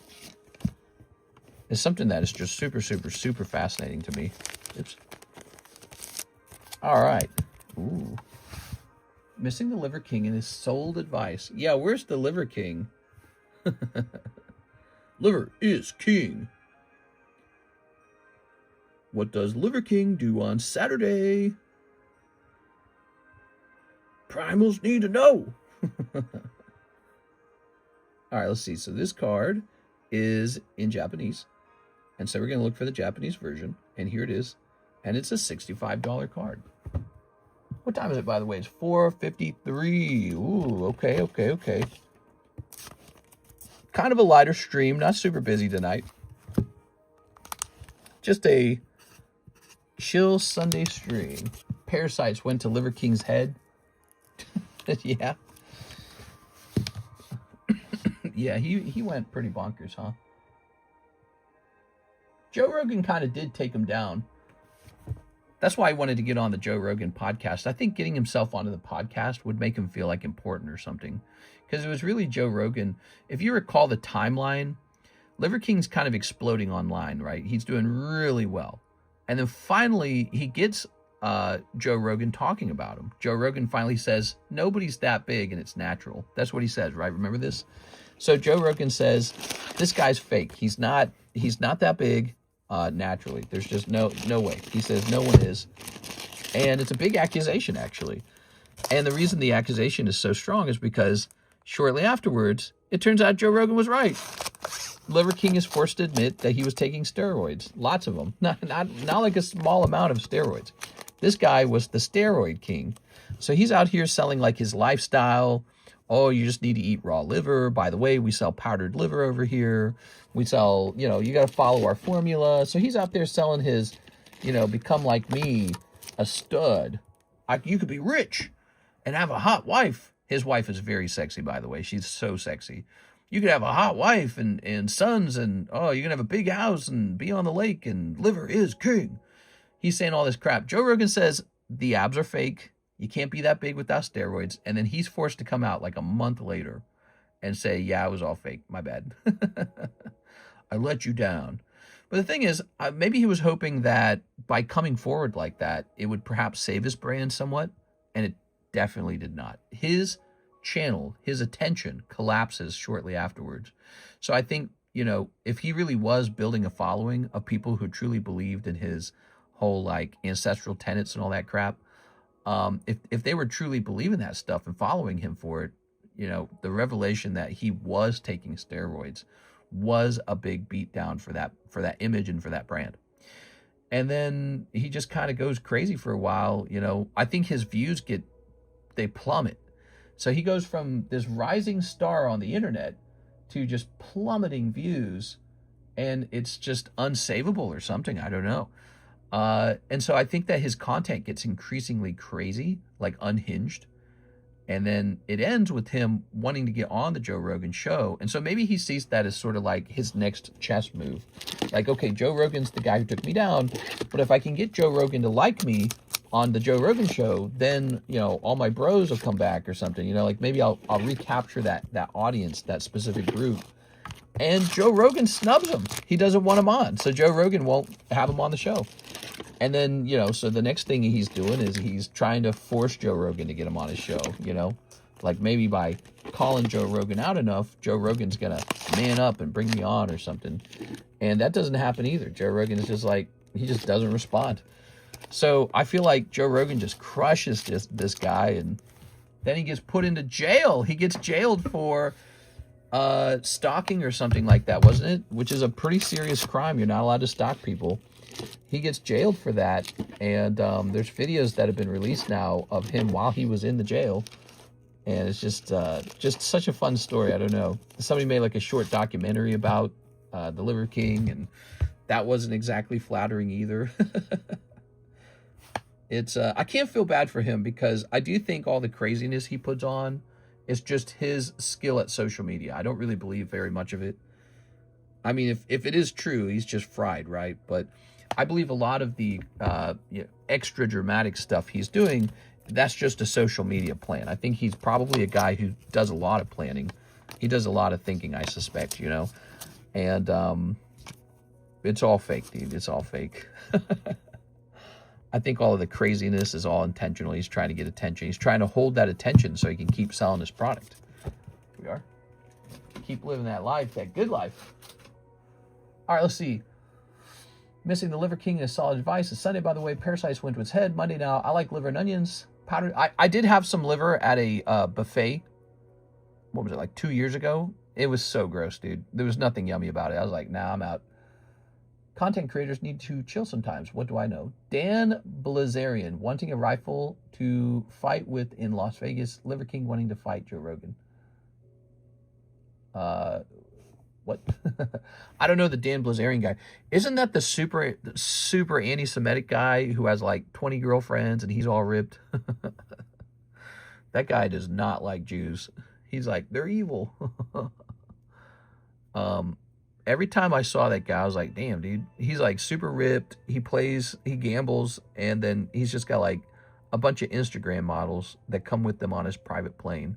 But it's like, I never understand, what did he do to earn all that money? Like, did he work his ass off, really? Like, how does a guy get that wealthy? Like, for me, I probably have $1 million net worth now, but it's from working. Like, I worked like crazy. I worked extremely hard. I don't know what that guy did to make all that money, but he's got like $1 billion or something, right? I don't know his net worth, but he must have done something real important. But I've never heard of him other than, you know, him showing off all these supermodels on Instagram, you know. And I don't know how I feel about that. Like, is that the dream? Is that like, it's more like alpha male posturing, and that's a whole category of content creation, the alpha male posturing, where it's like some tough guy, he's like super tough, he's the toughest guy, he knows my toi or whatever the stupid name of the karate is or something like that, my pan. But he's got all these hot girls and he's super ripped, and oh yeah, and he's definitely not on any kind of like steroids or anything like that. He just happens to be super ripped. You know, there's so many guys doing that content out there, and it's kind of hilarious. So I don't complain about it because I actually enjoy it. It's very funny. Blazarian's a pro grifter. Blazarian inherited his wealth from his Fasa, who scammed people. His father was accused of fraud. Damn, dude. That's like, look, like, he can have whatever opinions he wants politically. I know he recently got very political, so he can have whatever opinions he wants politically, but that's just so annoying. It's like, even Trump, like, having all the money from his dad, it's like, you got all these politicians, they just come in, they did not come out of the, you know, they did not come out of the, from peasant to prince or something like that. They did not, like, from pauper to prince. They didn't do that route. They got to, what, and just inherit a bunch of money, and now they're important. It's like, man. But it tells you something about the importance and nature of money. Like, you have to accept it that it is the way that it is, but it's like, you look at it, and it's the same thing I've seen all my life. It's the same as the TV preachers who say, I need 100 people in here to sow a $10,000 seed. The Holy Spirit's talking to me. Oh, I can feel it. There's at least 100 people in here who can sow a $1,000 seed. And if we don't got that, I need 10,000 people to donate $100 now. The Holy Spirit's talking. You know, that guy, that's a grifter. He's a scammer. He's a scammer, and they're twisting people for their money. And it's like, what do they even get for that? They don't even get anything cool, man. At least we got Pokemon cards over here. You know what I mean? Like, we got Pokemon cards. You go to church and you just lose money and you get nothing but a fuzzy feeling, I guess. Man, that's a good gig. And then, you know, you look at like politicians. Well, they do essentially the same exact kind of work. A preacher and a politician are only slightly different from each other. They just preach different things, don't they? No, they're not slightly different. They are different. But, you know, they have the same skill at speech, right? And you just see so much of that stuff. And that's what you learn about society. The people in the top class, they're grifters. They're good at illusion. They're good at creating identities and selling those identities to you. And then they make you work for them, or they just twist your mind up or something, man. It's like hypnosis almost. And that's what it is. It's like, if you want to be rich, if you want to be at the top of society, the very, very top, the tippy top, you better be good at hypnosis, because that's what they actually do. That's their skill. Their skill is hypnosis, and it works. It doesn't work on everybody, obviously, but it works. That's where they make their money, is hypnosis. And it's like, damn, bro, that's crazy. During the unfortunate Las Vegas shooting, Dan ran up to the FBI asking for a rifle to help take down the shooter, and they told him no. That's an interesting thought. I mean, if they gave this guy, who's kind of a high-profile person, a gun, and how would they not know that? You know, like, so if he just runs out into a chaotic crowd, what if the cops shot him? You know, thinking he was one of the shooters. So I have to actually agree, giving this guy who's some kind of like YouTube content creator, giving him a gun to go like record himself shooting. I don't know, dude. That sounds like a huge liability. Actually, it sounds like a huge liability for the police department. And no, that whole thing, the shooting was really terrible. I mean, it's a travesty that the cops didn't have like a sniper take him down faster, but it probably happened very fast. All right, so fuzzy feelings are cool. Yeah. Mr. During the unfortunate, already read that. They told him, no, not a liberal, I promise, pass the basket. Well, guys, Mr., do you still have the T9 King Luffy slab by any chance? I'll buy all the Luffys until you let the slab away. So he might have sold. I don't know where he is, actually. He might have sold. If you don't see him in the Nines channel, he is gone. He's obviously a guy desperate to stay in power. Yes, perhaps something, or relevance or something. I don't know. So it is 5 a.m., and we are not getting any new orders. We're just chatting it up. Who's going to sew a $1,000 seat? Not messing with you guys. No, it's a nice Sunday night. I might cut off early, though, because it is already 5 a.m., and if there's no orders driving the stream forward, I think it's a good argument to wrap it up at 5 a.m., which is the intended ending time. Let's get you some spots in the Mark giveaway, guys. Sundays are sometimes a little bit on the slow side. It's just how it is. Always been that way. All right, Mr. Brandon. Number 2. All right, so the previous giveaway card will still retain those 2 names on it. So those guys did earn those spots. Trevino Blue. Interesting conversations. I do a little bit of futurism conversation there. I do a little bit of talk about, I don't know, I like to talk about reality sometimes, personality. We're talking a little bit about, we're talking a little bit about Blazarian or whatever his name is, Dan Blazarian, Liver King. Don't know how Liver King gets into our stream. Smoked out turtle. Liver is king. The ancestral tenets. Boy, he was selling that so hard. It was all a grift. Man, that's just how it is, isn't it? It's just always that way. So the people who get at the very top like that, they have to spin a lie. They really do. I can make you younger, smarter, faster, stronger. Girls will like you. Your pee-pee will be bigger. Just buy this powder and you'll get all that. Oh, okay. I'm buying it. The best chats, conversations with Mr. Answers chats. Yeah, we have some fun conversations. Quick question before you leave. When you ever hop on testosterone replacement for health? I'm 100% open to that.